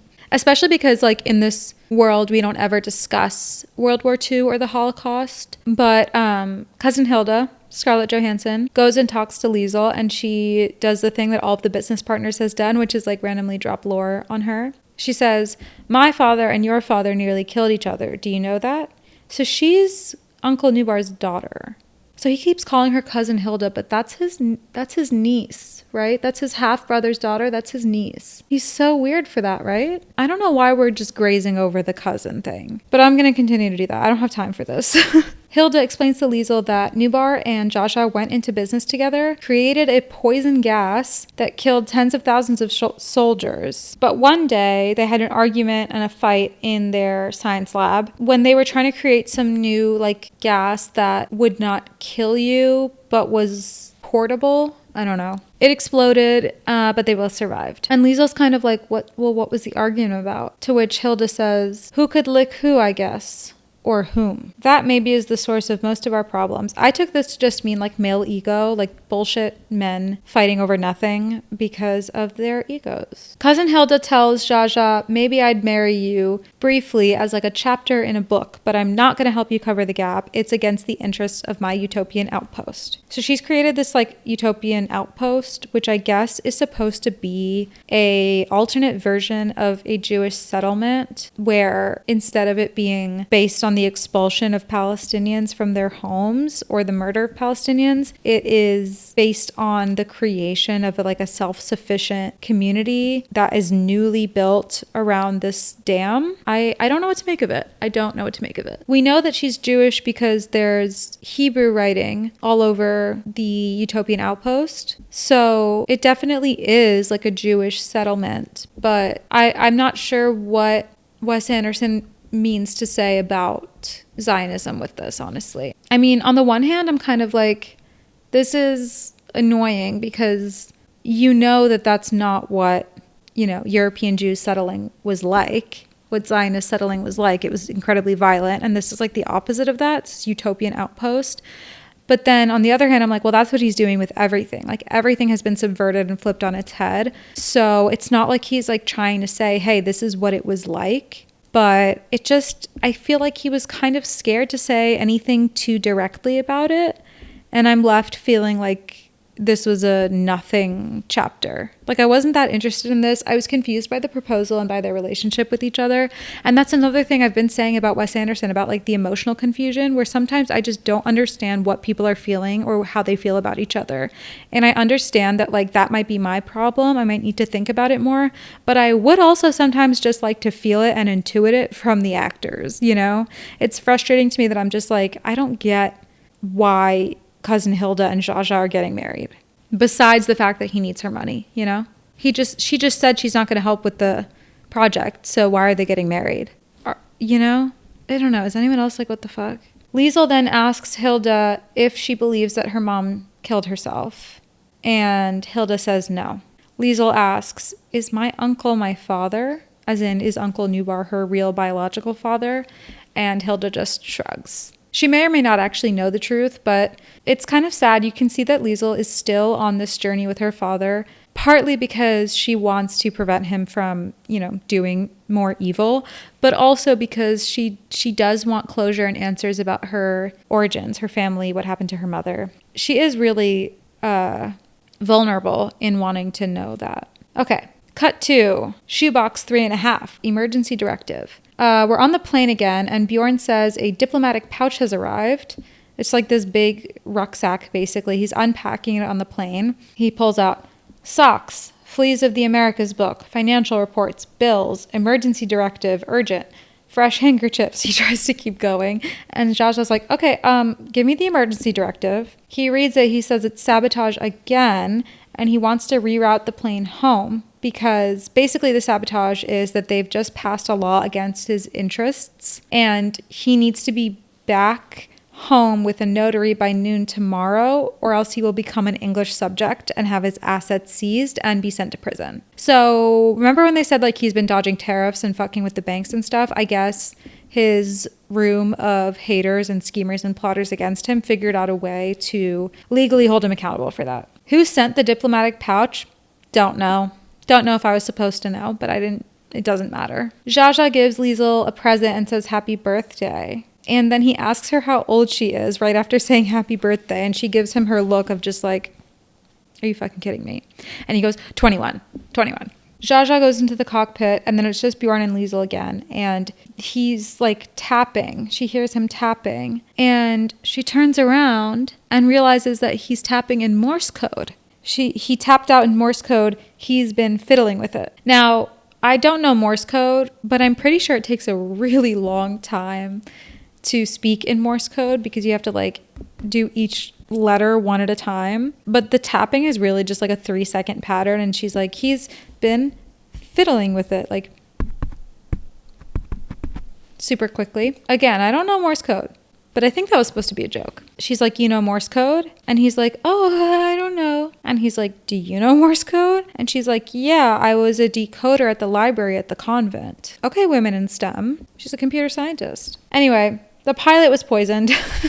So Zsa Zsa's flying the plane now. And then they see a fighter jet flying alongside them. And Zsa Zsa looks out the plane window to the fighter jet and he goes, oh, I recognize that guy. He used to work for me. They crash. Plane crashes again.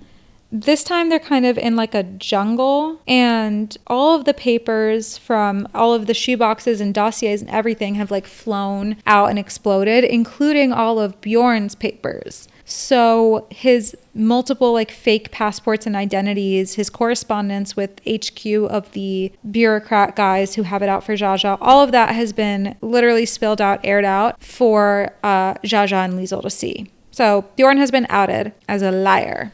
Zsa Zsa and Liesl are looking at him with like the Liesl unimpressed stare. And clearly Bjorn is like trying to explain himself and wants Liesl especially to hear him out due to being in love with her. So there's this shot of both of them looking at Bjorn, waiting to explain himself, and they are both kind of bloodied up from the crash. They have the same deadpan, unimpressed expression. Zsa Zsa has a cigar in his mouth, and Liesl has her little pipe. So cute. I hate to say it, but it was cute. It was that very much like father, like daughter. They looked so alike, and you could really see how they were related, whether or not she's biologically his son, you know? So Bjorn like undoes his disguise, which basically just means he takes off his glasses and pops his collar, and he puts a cigarette in his mouth, and all of a sudden he's American. He drops the fake Norwegian accent, which really threw me off, even though that's how I should know Michael Cera. I don't know, in my head he was really Bjorn for a while there. So he's like, look, I'm pretty much the same person. Everyone lights up their smoke. The funniest thing about this is that Liesl feels most betrayed by the fact that his mustache was fake, and I feel like that's so true. Like if I were falling in love with this guy and then it turns out he was spying on me the whole time and my father, but his mustache was fake, that would be the biggest problem. Zsa Zsa goes ahead and attacks Bjorn, and they kind of duke it out, but Bjorn whips his ass in the most like comical, campy way. Liesl's still hung up on like the personal deception, so she asks him, why did you ask if I could, imagine falling in love with you? And he was like, okay, that was real. I meant that. After he had like launched Zaza, when Bjorn beat Zsa Zsa in a fight, he like accidentally apparently threw him into an area where there's quicksand, because Zsa Zsa starts calling for help and we see him like already knee deep into quicksand. Not knee deep, neck deep into quicksand. Bjorn is like, we gotta save him. So he like ties a cord around his waist and hands it to Liesl and tells her to tie the other end to a tree. And then he kisses her before jumping into the quicksand to save Zsa Zsa. So shit is going down now. I think it's kind of endearing that he didn't kiss her until he wasn't like lying about being a spy anymore. I don't know. That's a green flag to me. Anyway, this quicksand thing is another near-death experience, even though it was not a failed assassination attempt. And so we get another black and white spirit realm dream. This time, Zsa Zsa is praying on his knees, and he asks God, are you against slavery in the Bible? And God says, it's damnable to hell. The same thing that Liesl said about it. And he's like, well, I think they get a small stipend. But I think basically this is like, he is negotiating with himself, negotiating with God, negotiating with the universe. How can he redeem himself at this point? So he's alive, just covered in mud. They both look like, they're almost like the patinaed sculptures, like the copper patina that's like a dark greenish gray. Anyway, Zsa Zsa is like moved that Liesl was so upset that he almost died. He said it was like, maybe I matter. And she goes, what did our family do to you? Like, that's so sad, just pitiful. He just says, I'm sorry I frightened you. I won't do it again. Apparently one of the men, probably Zsa Zsa, had like a bunch of pornographic books on the plane. Liesl brings the stack over and she's like, we need to burn these books. And then we cut to to like a shot of them all laid out, which doesn't actually happen. It's just like a Wes Andersonism of like, just so you know, these are what the books are, and they're all these like kind of funny covers. And she goes, except for this one. And the one that she wants to save, the cover on it is a nun whipping a man. I think it's like a kind of catharsis for her, the idea of punishing men for their wrongdoings. And also, after Bjorn kissed her, this is now like her having her sexual awakening for the first time, because she was quite literally a nun. She also opens her birthday present from Zsa Zsa, and it's like a pipe, like the one she smokes, but it's all bejeweled. They make a little campsite at the crashed plane, and Zsa Zsa is opening up about his traumatic childhood where no one loved him. His best memories were dining with the staff of his family in the basement. They at least pretended to love him. He says to this day he's a very good cook and dishwasher. Liesl and Bjorn also talk about their childhoods a little bit. All of them were kind of devoid of love and warmth and affection. So you have this kind of found family trope at the campsite, even though, you know, it shouldn't be this way, because Zsa Zsa should have been Liesl's family. That's his daughter. It's not like they are equal friends meeting in the wild. That's something that I find a little bit frustrating in general with stories of parental reconciliation when a child has been abandoned. I feel like in media, often the child is put in this position of being like some saint or some bigger person who helps the parent heal when they reconcile. Honestly, this kind of pisses me off. Like, even if you can have an understanding for why a parent has failed you or abandoned you or abused you or whatever it is, like, you can understand why and still not be the person who's going to embrace them for it and forgive them for it, because that is your parent. It's not like you are two equal adults who can be friends. It's just different. It's just not the same. I don't know. That's one of the things that I struggle with this movie, is there are genuinely moving moments of connection between the two of them where Zsa Zsa is like softening and expressing his care for her, and you can see that his love for her and affection for her is like melting his heart, his ice cold heart basically. But then overall at the same time, like the overall message is that she's like this perfect, pure saint who redeems him with her forgiveness and love. And obviously there's all the religious imagery, and it's like a Christ-like story of like forgiveness even if you don't really deserve it. That's all well and good symbolically. That's all well and good as a story. But I also think this is true in real life, that a lot of parents, especially dads, because expectations for men are always easier, people always want the child to forgive the parent and be the bigger person and like let things go. And I don't love that. I think he should have done so much more to redeem himself than be like, hey, thanks for caring if I died, here's a birthday present. But that's just me personally. And he will do more as the story goes on. But let me just say that piece now, okay? She's very generous with her love. And that is the point of the story. Like, I get it. And the thing is, Wes Anderson has always talked about tense interpersonal family dynamics in his movies and like parental abandonment and bad fathers. And I wonder if this is like a catharsis for him personally in some way. I don't know, not to get too like parasocial about him as a person. It's just that is the feeling I get, is that this is like some kind of like version, ideal version of what it would be like to get everything you wanted from a parent who failed you. But it's still not, in my conception, ideal. I still think he's kind of a loser who doesn't do enough. Anyway, Liesl says she's going to go back to the sisters, because kind of at this point they're clearly like, okay, the plan is over. Like, we're not going to figure out the gap. We're not going to figure out this project. And so she's like, yeah, I'm done here. I'm going to go back to the convent. And Zsa Zsa's like, no, you're not. And she says that she doesn't forgive him after all. She says, I'm ashamed to admit it, but I actually don't forgive you. I really like this because obviously like her forgiveness was sort of an automatic thing. And that is so true of like Catholic teaching, is just forgiveness, forgiveness, forgive. We forgive, we forgive, we forgive. And sometimes it's like, well, no, I don't forgive. And you haven't earned my forgiveness, so why would I forgive? And I know a lot of people are not going to like me saying that and are not going to resonate with that. But personally, I don't think forgiveness means anything if you forgive everyone for everything all the time without receiving an apology or expecting any kind of reparation. And that's exactly what this was showing, was like her automatic, like his automatic, oh, sorry, and her automatic, I forgive you, is not real, is not authentic, and it waters down the meaning of forgiveness. So I'm really glad that she said that. And he's like bargaining with her because he really wants her to stay. But she says no, she needs to pray and study to overcome the weaknesses of her character, which are probably genetic. So real of her. She's feeling hopeless. She's kind of like, okay, we have this generational curse. We're fucked. But in the middle of this kind of push and pull, someone knocks on their little campsite inside the plane, and it is the jungle unit of the Intercontinental Military Freedom Group, the same ones that shot up Marseille Bob's.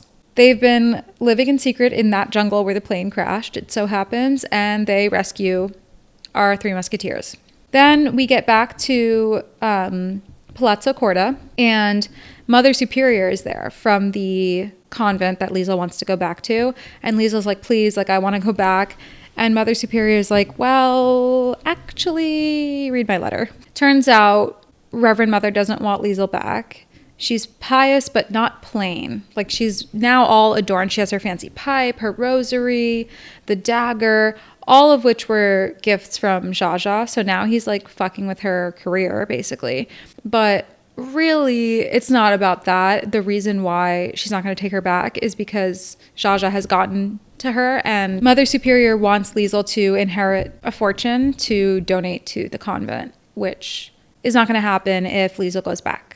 But you can imagine that this is devastating for Liesl because she takes so much pride in her becoming a nun and being pious and doing the right thing. And so to decide that this whole leap of faith she took on her dad is not worth it and she wants to go back to the convent and then have the convent reject her ostensibly because of things that he has done, devastating. Also, just in terms of like the visuals of this scene, we're back in that great room where they had that first meeting. But now Liesl is sitting at the table where Zsa had sat the first time. And Zsa is standing in the back right corner by the door. And Bjorn is sitting next to him. Meanwhile, the like head revolutionary jungle unit guy is just like walking around kind of taking paintings off the wall. And then as Liesl's kind of like, why are you abandoning me when I need you, to Mother Superior, this very campy stage lighting moment happens. The lighting changes in the room and all of the lights go down, and then there's like projections of light in the shape of crosses on the walls and a sort of stage light on the table where Mother Superior and Liesl are talking. And the little skull that was there the first time is still there now. And I think I said earlier, like, I don't really know what it means, but I think it's mostly like a reminder of death, a memento mori. The fact that death is always lurking and you have to live your life as if you might die any moment because it's true. And I guess now Liesl is the one who is making a life-altering decision. Liesl's like pretty disappointed in Mother Superior about this. She says, is God more interested in my money or my soul? Zsa comes to the table. He's like, oh, you're kicking her out? Here's some money. Gives Mother Superior some money to go build something or whatever. And he asks if he can be baptized by the nun. And she's like, well, no, like I can sign you up to be baptized, but like I don't do baptisms or whatever. And Liesl's kind of looking at him like, why are you saying that? He says he's had a religious awakening partly because of his like near-death experiences and his visions, which we know, partly a fiduciary benefit, and then 70% the influence of my daughter's influence. That's quite literally what he said, the influence of my daughter's influence, which has a profound effect on me. And I think at my age, it's better I just go on her side. And we get a close-up of Liesl, and she looks kind of startled and pretty moved by that statement. Like he has given her these out loud words of affirmation about how much she has impacted him in the time that they've spent together. And he's shown this deference and respect for her beliefs, whereas at first he kept deriding them and kind of making fun of her being brainwashed and believing in God. And it's like, does he really believe in God now? I don't know, maybe not, but he believes in his daughter and he wants to commit and go all in with the sincerity of devotion, the way that she talked about her prayers are. They go to the basement and open this like cabinet, and we're looking at them from inside of it. It's like all dark. We're looking out as if from inside the cabinet, and their two faces are in like a square of light looking in. And it's the safe that at some point earlier, like during their montage of preparing before the sabotage and the adventure begins, he had given her a little post-it with a combination on it and was like, okay, memorize this combination. It's a combination to a safe for after I die, but we can't like have this number recorded. And then he burned it immediately. So they're looking at that safe, and he steps aside and tells her to enter the combination, which of course she did remember. And As always, we see Liesel kind of standing up, very straight and proud. She looks a lot more adorned than at first, and she looks richer.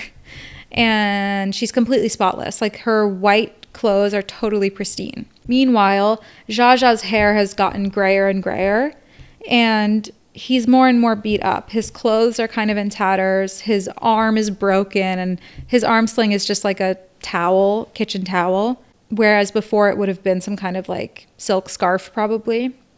And he's literally stepping aside for her to take the lead and open the safe. So visually, we're kind of seeing him maybe focusing less on himself for once in his life and focusing more on her and giving her comfort and a good life versus just thinking about himself. Also, he's learning that, you know, maybe material wealth is not the thing that is worth it in this lifetime. What's worth it is to experience some kind of love and connection. He's yielding control to her also more than he has so far, and he's happy to do it. It's a relief to do it. So inside the safe is another shoebox like the ones with all the plans, and it's wrapped in brown paper and string in the most like delicious way. I love brown paper and string. It's just so cute. Anyway, he says that's an older shoebox and he doesn't know what's in it. It was sealed half a score ago by his father's secretary and supposedly contains family history. He was going to give it to her after he died, but he's like, take it now. And I guess he wants to participate in that healing, that generational healing and reconciliation before he dies, if possible. Or now he's thinking, you know, he wants to live. He doesn't want to die. Or he doesn't want to accept the fact that he's just going to die because he has a reason to live. All right, now we're going to get back into action. We got to get back into the action. So gap status check-in. Sacramento Consortium. Gold was 25%. We got 10% plus King of Phoenicia 5%. Marseille Bob 15%. Newark Syndicate, 20%. Cousin Hilda, 0%. Uncle Nubar Goal, 50%. Because it was 25% last time, and now Hilda gave us 0. So Uncle Nubar Goal is at an all-time high of 50%. And we're approaching the final showdown here. So we arrive at the Royal Majestic Imperial Calouste Korda Desert Oasis Palace. And again, we get a little postcard introducing it, but this time there's no coordinates. So unclear. And this is kind of like the final boss of ambiguous Middle East vibes all meshed into one. First of all, it's in the desert, which is like the stereotypical depiction of the Middle East, even though there is a lot of biodiversity and different nature, but okay. And it's this big, very decadent imperial like palace. We go to another dinner table scene in Palazzo Korda. This time, we've got all 9 sons, Bjorn, Liesel, the butler, Mother Superior, and the revolutionary lead guy are all at the table. And Zsa Zsa, of course. All the kids and Liesel are drinking milk still. She still has not, lost her innocence, and she still is holding on to the idea of him being her father. Zsa Zsa's a little bit more cleaned up now. Liesel's makeup is at an all-time high cuntiness factor. Bjorn has removed the fake mustache and tried to go out a natural mustache, I think, and it's kind of sparse. But it's cute that he knows she liked his mustache, so he's trying to grow it out, I guess. We learned that the palace was built by Zsa Zsa's great-grandfather, and it was supposed to have been left to Liesel, but Zsa Zsa's father sold it to an American conglomerate who ruined it, of course. Then we get another L-cut here to the rest of the palace and a conference being held with all the partners. So as he's saying the thing about it was supposed to have been left to Liesel, blah, blah, blah,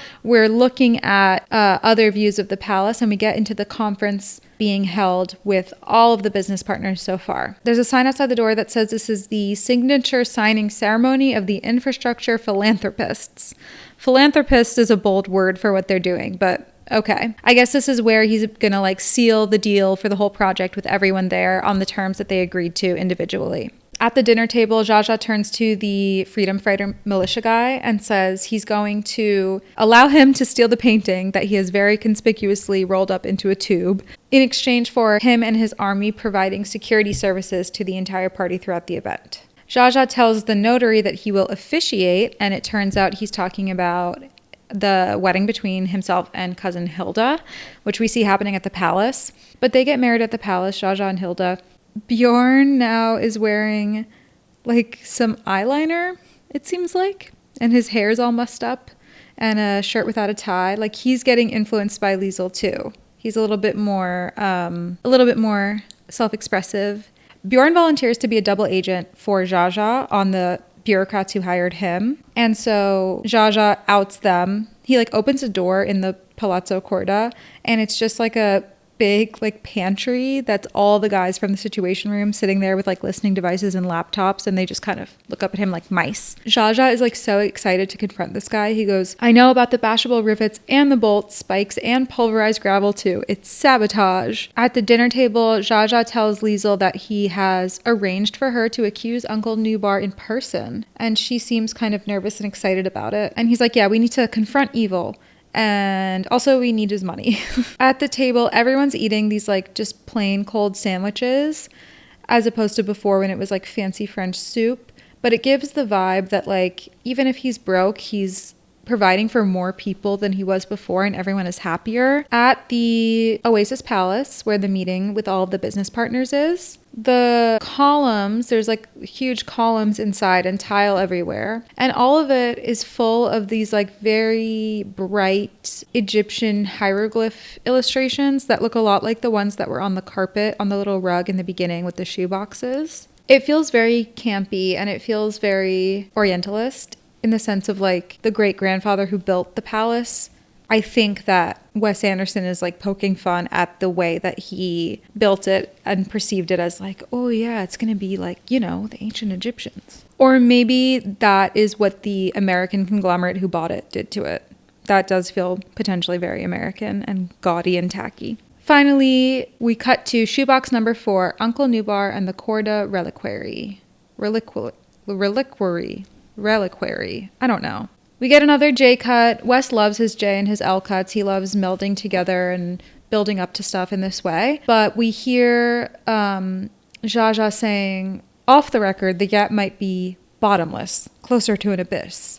And we're seeing them in the elevator with like an elevator operator, just Zsa Zsa, Bjorn, and Liesl. Oh my God, I'm so tired. And Zsa Zsa says something too. He says there's a further dimension now, the emotional gap. And he doesn't get into it. And I'm like, wait, but what do you mean by that? Like, I don't mind things being left up to interpretation, and like not everything needs to be spelled out, but can we get a little bit more than that? Can we get a little bit more than just there's now an emotional gap? I think the emotional gap is about him not giving a shit anymore about the project. Like he doesn't have the emotional will or passion for it anymore.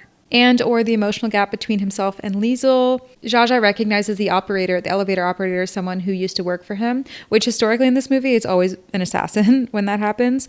But he never really recognizes them until they start trying to kill him, or until after they've tried to kill him. So this time he notices before anything happens with the elevator operator, which is an improvement for him.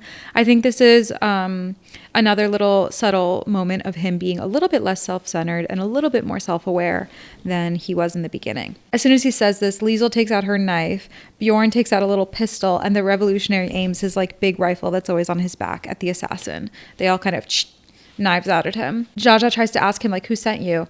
But he just like eats a suicide pill and kind of slumps. So unfortunate. Then they get to the outside of Nubar's door, we assume, the Slumber Lux Deluxe Suite. And we have these moments a lot in the movie where they're kind of standing in front of a door or a sign or something, and we linger there for a second, and then we do like a quick, smooth pan back and forth to the object of their interest and then back to them. I really like it. It gives you like a POV feeling that you are them looking at the thing and then refocusing. So we do this at the door. We see the 3 of them outside the door, and then we pan to the door and we read Slumber Lux Deluxe Suite and pan back. Bjorn is holding the polygraph that Zsa Zsa used on him and the box of hand grenades. Liesl has the dossier on her mother's murder and the shoebox with supposedly family history in it. So Zsa Zsa pauses at the door and he turns back to Liesl and he says, if it turns out you're not my daughter, can I adopt you with your permission? This is a far cry from where he started out trying to tell her to obey him as his daughter, even though he had no right to do that or to claim even being her father because he had abandoned her. But now, you know, they've spent a lot of time together. He has expressed a lot of admiration for her and has tried to redeem himself to her. And now he's asking for her consent if she will accept him as her father. Instead of him saying, it's your lucky day, I picked you as my heir, now you're going to do stuff for me.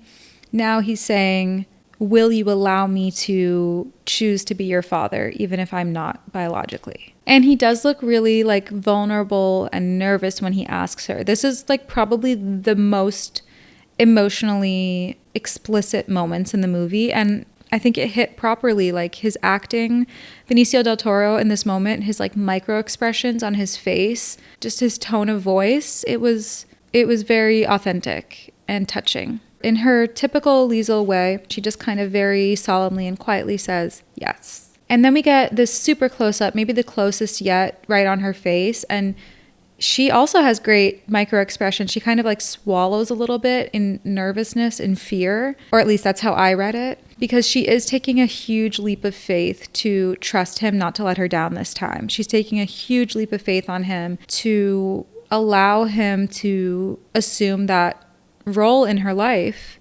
even though he failed her so badly. We cut back super close on his face, and he says, in that case, whatever happens, we will be fine. Okay, you got me, Wes. You got me. Got a little choked up about that. That was quite touching. He's come around to the idea that as long as he has her and the relationship that they've built, which also means, you know, the relationship that she has bridged for him with his 9 sons, and the friendship with Bjorn that really would not be possible without her. As long as he has that like found family, chosen family, again, even though they are quite literally his children, everything will be okay. And this is in direct opposition to something he says in the first meeting together, where he says his number one priority in life is basically to spite his enemies and make sure that even in the event of his death, they don't win. So he's done quite a 180. I could go into detail about every shot from here on out, but it is 5 a.m. I've been recording since maybe midnight with breaks in between. I have 4.5 hours of audio recorded. So please forgive me if I speed run a bit here. Basically, Zsa Zsa tries to gaslight Nubar like he did with everyone else. Say, you know, just like we said, 55% against the gap. All good. Meanwhile, Liesel's not so worried about the gap. She wants to talk about her mom. She's like, my dad brought me here to accuse you in person, and that's what I'm gonna do. Nubar asks for her blood type and says that she has his eyes. And Bjorn, who's lingering as always, remembers and repeats, oh, she said nobody has ever told her she has anybody's anything. Which was funny because you're like, wait, he's still here? And Zsa Zsa and Liesl look at him like, you need to get out of here. But I also found that so sweet and cute and true that like when someone loves you or when someone has a crush on you, they just remember things you say. They just remember everything you say and bring it up later. And it's the most subtle thing of like feeling seen and heard and feeling like someone's paying attention to you even when you don't know it. Nubar confirms, he says to Zsa Zsa, she's not your daughter, and Zsa Zsa says, I don't care. Nubar says the administrative secretary was probably the father. So the man that Zsa Zsa had like framed his wife as cheating on Nubar with, Nubar believes that he was the father. And Zsa Zsa's like, no, that was a lie. I made that up. And Nubar's like, I know you made it up, but also it was true. So a lot of revelations are coming up at the moment. And they did not even like bring up potentially Nubar killing the administrative secretary, but he goes, even if I killed him, I'd never admit it. Nubar and Zsa Zsa are like bickering, and Nubar turns the tables and he says, you know, they say you murdered all of your wives. And Zsa Zsa has had enough. He puts on the polygraph that they brought over, that he puts it on himself and says to Liesl, I didn't murder that wife, your mother, or any other, and I would go so far as to say I'm incapable of it and I wasn't taught to beat the polygraph. And I liked this too because it shows that he's like, at this point, he's not letting anything sabotage his relationship with Liesl or come in between the trust that they've built over time. Inside the shoebox with family history, Liesl opens that now, and we see like a bunch of little papers and stuff that get laid out. Super Wes Anderson, cutesy, super tactile stuff. So there's the birth certificate of Zsa Zsa Korda, and she, as she's taking these items out, she names them. So she takes out his birth certificate and puts it on the table and says, my father, So she has kind of, verbalized that despite any revelation about her biological parentage, she is affirming Zsa Zsa that she accepts him as her father. But just very casually, she says, my father. And then there's a report card from Uncle Nubar. She says, my uncle, all A's. Then there's her mother's wedding photo, a carton of 6 poison gas ampules, a rare stamp, a gold coin, a skeleton key, secret letters, and Zsa Zsa's dad's ashes in this like little black urn that I couldn't get a good view on it, but I think it was shaped like a jackal, which is like reminiscent of ancient Egypt. The god, I think Anubis, is it? Yeah, often depicted with, Anubis. Oh, I know my shit. Nubar picks up one of the poison gas ampules and he just goes, I'll take that. He says the project is ambitious, but it's in a war zone and he'd rather sell guns, bombs, and ammunition per the family business, so his no is final. Liesel's like, okay, well, why did you even come meet with us if you knew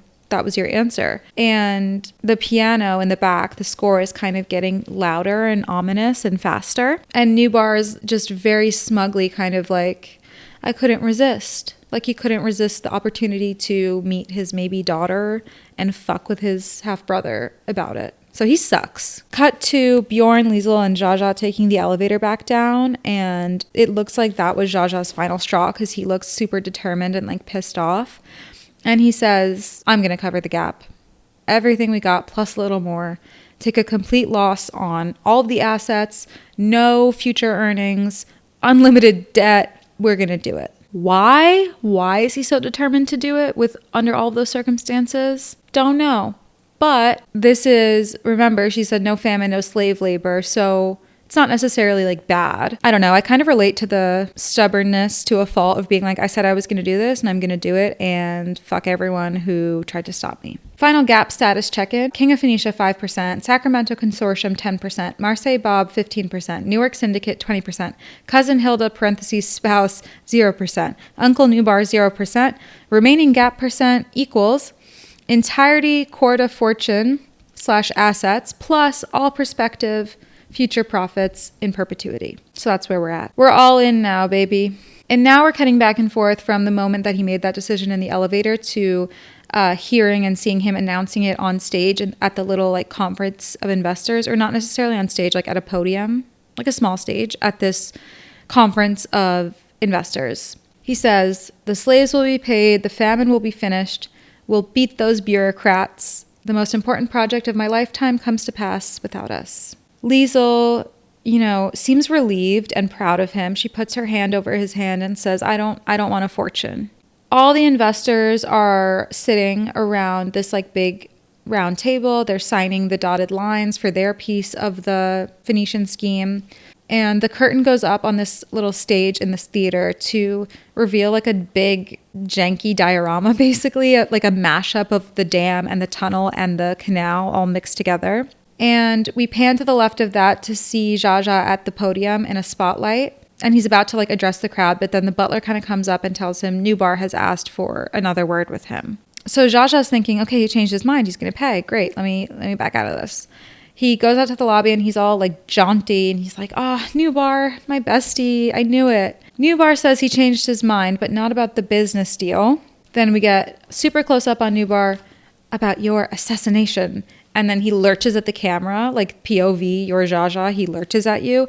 Honestly, scared the shit out of me. Both times I watched it. He launches at the camera, like choking Zsa Zsa out. And it's a little bit campy, but it also is like genuinely kind of a jump scare. And then we launch into this like really campy and bizarre extended battle scene between Nubar and Zsa Zsa that felt a bit like tonally incongruous to the rest of the movie for me. I'm not sure that I loved this scene. I found myself, like, ironically, this is one of the most action-packed scenes, but I actually found it to be one of the most boring scenes because I just don't really give a fuck about Uncle Nubar. Like, he's just this cartoonish villain. Even Zsa Zsa said it himself, like, he's biblical, he's not human. It's like, okay, well then I don't really care, But they have this like Step Brothers-esque ridiculous Home Alone fight all throughout the palace. We do get some cool symmetrical shots of them like in parallel to each other as foils to each other, but I don't know, whatever. It's nothing groundbreaking for me. Let me know if you felt differently about this scene. But yeah, it was Nubar all along trying to assassinate him. Zsa Zsa's been knocked on his back and he says, can't you stop? Why do you have to keep assassinating me? And Nubar says, who can lick whom, I guess.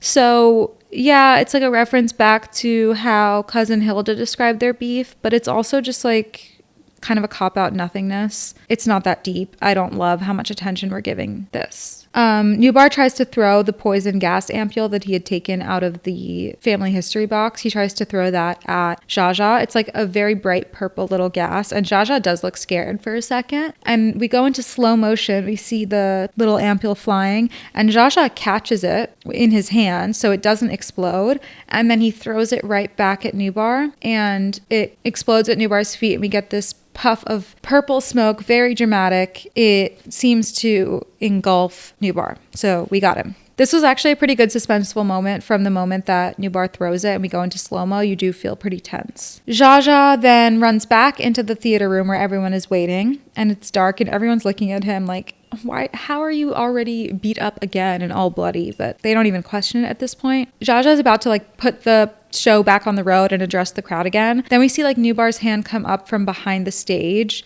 and it's just and then he comes up completely, his whole body behind the diorama, and he's in a cloud of purple smoke and dust, and he looks a little bit unhinged, a little bit crazy, and everyone's freaked out for sure. Then he picks up his hand, he's holding a grenade. So back when they first went into his room, they did the thing they always do, and they offered him a hand grenade, and he said, no thank you, I have my own. A little bit of foreshadowing there, but he takes his own grenade out and he pulls the pin out, and then everyone pulls out their guns and knives and is pointing them at him from all over the room. And yeah, it seems the purple gas has done some psychological damage pretty quickly too, because he's foaming at the mouth and his eyes are bright yellow, and it's kind of a rabid dog sort of energy. But then Zsa Zsa, to diffuse the tension, does the same thing that he did with the revolutionaries at Marseille Bob's, where he steps in front of them and puts his hands up and he says hold on, let's talk about this. I think he literally says, let's communicate. For some reason, this seems to get a little bit through to Nubar through his reverie, and you see his face kind of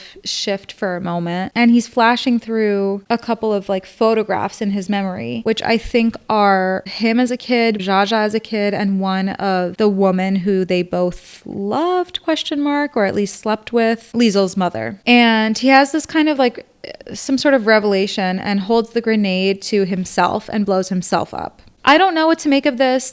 What about the situation caused Nubar to reflect and repent? Don't know. But I also, again, I don't really care about him because I just met him. But this moment breaks the tension of the scene, and the literal dam on the diorama, because remember, the dam is one of the infrastructure projects, it bursts and a bunch of water comes flowing out from it. And we're looking at it and the water floods right into the lens at us. So we have another black and white spirit dream now. And this time we're looking from the side, basically. We're seeing everyone in profile versus usually we're seeing them kind of more straight on or from above in these scenes. And there's a procession. We have Liesel at different ages, from little girl to her current self. Zsa Zsa, it looks like maybe Bjorn, but you don't see super close up. The person who represented God when Zsa Zsa spoke to God, the dead mother, Nubar. All of these people are walking from left to right across the screen, and then the path that they're walking on splits, and everyone continues along the bottom way and kind of walks out of frame, except for Zsa Zsa and Liesel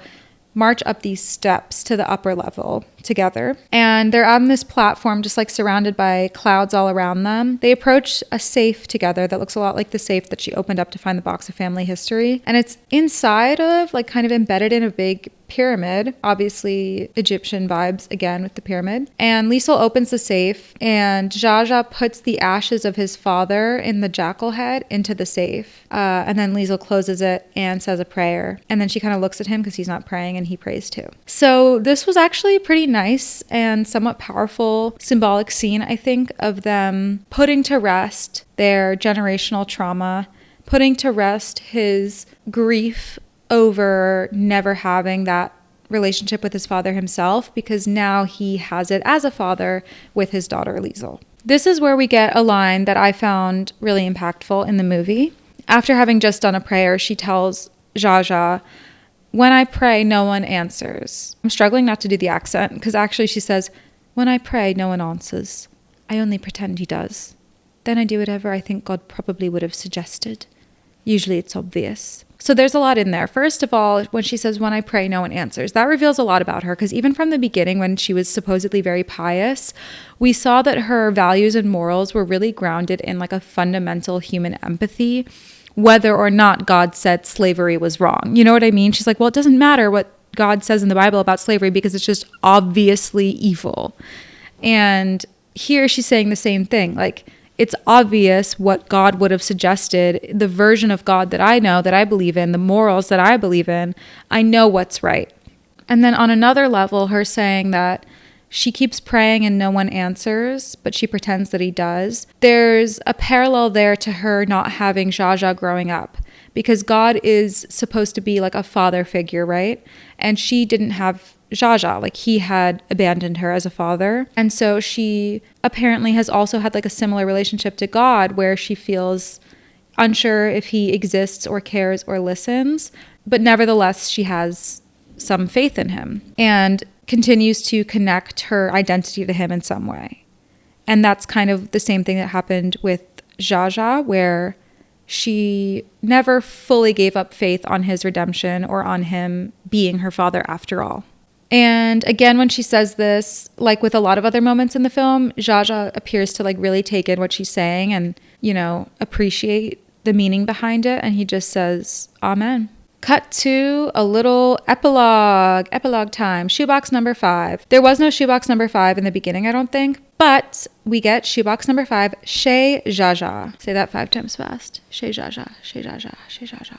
Shajara, that's tree. Okay, focus. Sometime in the future, like maybe, I don't know, 5 years in the future, I imagine, maybe less, we get another voiceover of Liesl writing to the Reverend Mother, which is really mostly just like a plot device so that we can hear what's been going on. And meanwhile, we're visually seeing what's going on with the family. They're living in these like shabby, cramped quarters with all the boys and Liesl and Jaja, but it looks happy. It looks like a home. It's warm. It's full of love. It is rich in all of the ways that truly matter. Liesl is rocking a bob. The nun habit is gone. She has a sense of purpose in caring for all of her brothers. Bjorn resigned as an agent, and he is actually now just teaching about bugs at the school that the boys go to. Hilda annulled her union with Jaja and teaches exercise for kids at her utopian outpost, probably amongst other things. Still don't get the point of their marriage. Let me know your thoughts. Jaja, his entrepreneurial energy is reinvigorated by their circumstances, very much reminiscent to me of like David Rose in Schitt's Creek. Or not David Rose. Johnny Rose. But anyway, Liesl tells the Reverend Mother that she admires Jaja's resilience, but she doesn't believe it comes from God. She doesn't necessarily attribute everything to God anymore, because even when she was doing that in the first place, it wasn't totally authentic. It was kind of a defense mechanism. Whereas now she's seeing good things in the world, she's seeing bad things in the world, and she's seeing them kind of just for what they are. They just are. And not everything has a divine purpose behind it, in her worldview at least. So they have this little restaurant. Chez Jaja is the name of this tiny little, cramped little, beautiful French restaurant. And Jaja is seemingly like the head chef and the dishwasher and a server. So he is working hard, as he should. You see him serving the butler from earlier, who was always serving him at Palazzo Korda. Now he's serving the butler at his restaurant. He serves the butler what looks like a plate of pigeon, just like the butler served him in the beginning. So we get a nice little full circle moment where he has been humbled, brought back down to earth, and is no longer acting like a king. The final verdict on the Phoenician Scheme and these infrastructure projects, Liesl tells the Reverend Mother that it continues to deepen and widen. She says it may be a sizable step back for civilization, but it will produce some good works. Don't really know what to make of that. What do you mean it will be a sizable step back for civilization? Why? I thought we weren't doing famine or slave trade. So why would a dam, a railroad, and a canal be a step back for civilization? We see some newspaper headlines that say, slaves paid, famine finished. Outside the restaurant, we see that it's called Chez Jaja. It's very cute and quaint. Liesl's outside for like a cigarette break. Very classic waitress in a movie smoke break. Her waitress uniform also is cute. It looks kind of like parallel to the nun uniform she was wearing, but a black top instead of the white one. But she still has that white Peter Pan collar. So she's retained, you know, a version of herself. She's retained a version of her identity. It's just adapted and changed and grown. She's still smoking her pipe, the one that Jaja got her for her birthday. Bjorn's also outside with her, and he just very casually turns to her and asks her, again, like he asked her before, could you imagine marrying a man like me? I mean it as a genuine question, and he pops a ring box open for her. It's the same ring that Jaja gave to cousin Hilda. It's like a fake piece of shit, basically. But neither of them care. Liesel, obviously, everything we know about her so far, she does not care about a diamond ring. So similar to how cousin Hilda did it, she doesn't even say yes or anything. She just takes the ring and puts it on, and that's kind of her being like, okay, yeah, I'll marry you.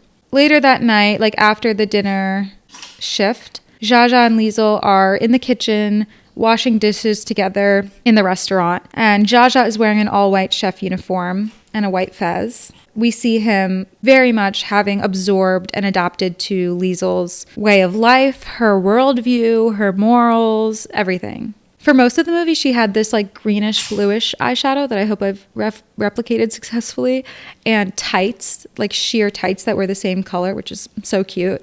But now she, like I said, her waitress uniform is kind of similar, but now she has purple eyeshadow and purple tights, which I like. And this is one of my favorite scenes in the movie, if not my favorite scene, because they don't really say anything. They just very quietly are working together. They're communicating nonverbally. They're so in sync, and there's something so intimate about just like cleaning dishes together after hours and clearly having this routine. You've done this so many times every day with each other that you don't have to say anything. There's so much intimacy in that. And then you see Liesel go over to one of the sons who's like lingering by the door, who also works there. Probably all the sons work at the restaurant. And she like orders from him. She says two whiskeys. Jaja turns the radio on, and they set up the little table with like a hanging lamp, a pack of cards, the little skull that was on that table in the palazzo before, an ashtray, a notepad, all the typical little cutesy Wes Anderson accoutrement. He sees her ring. He sees that she's wearing a ring now, and he asks her, "You say yes?" Which is also cute because it implies that Bjorn would have spoken to Jaja before asking Liesel. Like he knew that he was going to ask. I mean, obviously, because he had to get the ring, but I don't know. There's something sweet about that. I don't love the idea of like asking for permission, but I do think there's a lot of like respect in at least like talking to the parents before you ask and saying like, hey, do you have any concerns? Is this cool? Do you like me? Can I ask your daughter? You know, not like, can I buy your daughter? But yeah, there's respect in that. I'm too tired I don't need to explain this. You guys know my heart. You know my vibes. Anyway, he asks her, did you say yes? And she says, on a trial basis. Wink, wink. There's like a train or something that passes really close by, and the lights flicker and it kind of shakes. And again, I feel like this is a reminder of what could have been. Like he was supposed to be the railroad magnate, and instead he's in this cute little restaurant / abode with his family, and his lights are flickering when the train goes by. But it's so much happier and richer and more meaningful. Also, I find that so comforting and homey personally, because my like childhood home that I grew up in for the most part is right by the train tracks. And so whenever the train passes by, the whole house shakes and like the chandelier shakes. But we've gotten so used to it now that I like, first of all, I don't even register it. But when people come over for the first time and they hear it, they're like, what is that? And I'm like, oh, I never notice earthquakes. Like I live in New York, so it's not like we have a lot of earthquakes, but occasionally there will be like minor earthquakes, and everyone is like on Twitter or texting or whatever, like, did you guys feel that? And I'm like, no, doesn't register to me. They just start playing a card game, and they're both smoking their respective smoking devices. And yeah, it's just such a cute, easy, comfortable intimacy. It reminds me of like time that I spent with my grandparents in the house in Lebanon. You know, there could be a whole house full of like areas to entertain, like a dining room and a living room, but you're gonna sit at the little kitchen table under the dingy lights because that's where you're comfortable, and that's where you have your coffee and your smoke and your cards, and it's just so homey and cozy and opposite to where they started out. And then we get a final little camera pan over from where they're playing to a bucket in the foreground, like the bucket that was at the dinner table scene a while ago. And water's dripping into it, just like before. They are building this life together. They have built this family together. I already said what I wanted to say about how, like, I don't think she should have to have built the family with him. I think he should have done that for her and for the sons, but they have done it together, and he is now like completely committed to his duties as her father and to being a team, being a family now, regardless of where they were before. So they don't say, oh, I love you so much. Oh, I'm so glad we're back together, whatever. But that would feel crazy for them, for the characters we know them to be. They're both quite stoic people. But everything about the way that they're moving around this space together, the way that they're dressed, the way that they have their routine, the way that they're choosing to spend their time after a long, long day of work together, continuing to hang out and chat and play games. Clearly, they love each other a lot, and there's a really great relationship and connection there. And I like the idea of this happy ending in a way where, like, there's a clear moral of the story and they've earned this happiness. It's just very simple. It's a very simple story. He needed to give up his greed and wealth to experience the true wealth of life, which is love. This like kind of earnestness and simple idea, simple morality reminds me of other movies from this year like Superman and Sorry Baby, and even in parts of Eddington, where I feel like for whatever reason or reasons, everyone is thinking about what is right and wrong, what is happiness, what is good. I'm just saying it feels like a year of earnestness at the movies, and I also am enjoying that. So yeah, then we close out the movie on a memorial in memory of Fuad Mikhail Ma'alouf, born in Bethlehem, died in London, shaded in life by the cedars of Lebanon. That's beautiful. A beautiful homage to his late father-in-law. Seems like Wes Anderson loves his wife very much. I don't know that in any way, but this movie feels a bit like his most soft and mushy, even though it was so not soft and mushy for most of it. But I think that by the end of the movie, he had mostly won me over. I will say the epilogue made up for a lot of things I didn't like the whole Uncle Nubar shit. I just kind of was not that into, and I felt like it was, like I said, tonally off. But other things I really liked. Like I really loved the epilogue. I really loved the dinner table scenes with the whole family. I loved the afterlife, imagination, dreamlike scenes. So there were a lot of good things in this movie that I enjoyed. And I do think that for the most part, Wes Anderson was poking fun at Orientalism and colonialism and pointing out how, like, obviously buffoonish and dumb and evil it is. But I also think I was not ever going to get as much in-depth, like, subtext about colonialism in the Middle East as I could have wanted, which is fine. I just feel like he gets so into the maps and the Phoenicia and this and that, and it's like, okay, but ultimately you've kind of just mashed everything up in a blender. This is not really anything specific, which is also a bit ironic in the context of like everything I said about nationalism and identity and different groups trying to distinguish themselves from each other, and how Phoenician identity specifically in Lebanon plays a role in that. But then the Phoenician Scheme is about a very ambiguous, nebulous mishmash of all the histories and cultures. I don't know if I give him enough credit to say that that specifically was intentional. I think he just liked the idea of Phoenicia, and he probably liked the way that Lebanese people are so proud and nostalgic about it. I don't know.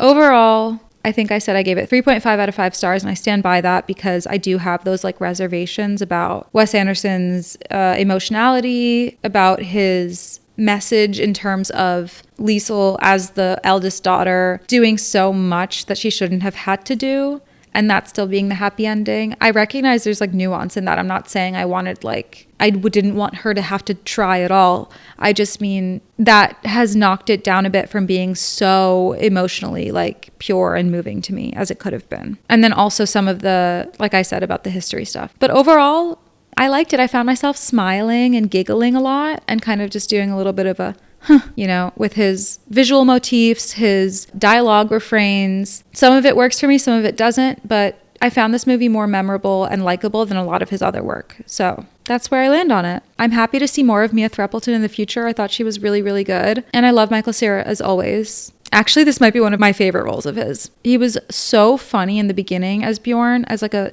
just weirdo freak. But then he like pivoted really well into being like a earnest and compelling love interest for the latter half or so of the film. So I applaud his dynamic acting in that.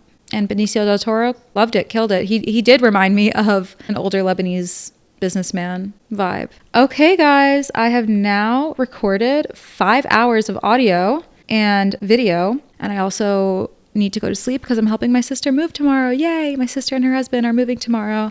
And I'm excited to help them and to see the new place. But to do that, I need to get some sleep. If you listened all the way through, I actually am obsessed with you and I love you. That has been your breakfast served, your movie for breakfast, The Phoenician Scheme. It took us all day and all night to eat the breakfast, but we did it. I would love, especially on this movie, to hear other points of view because I feel like I'm pretty open-minded to hear how other people felt about it.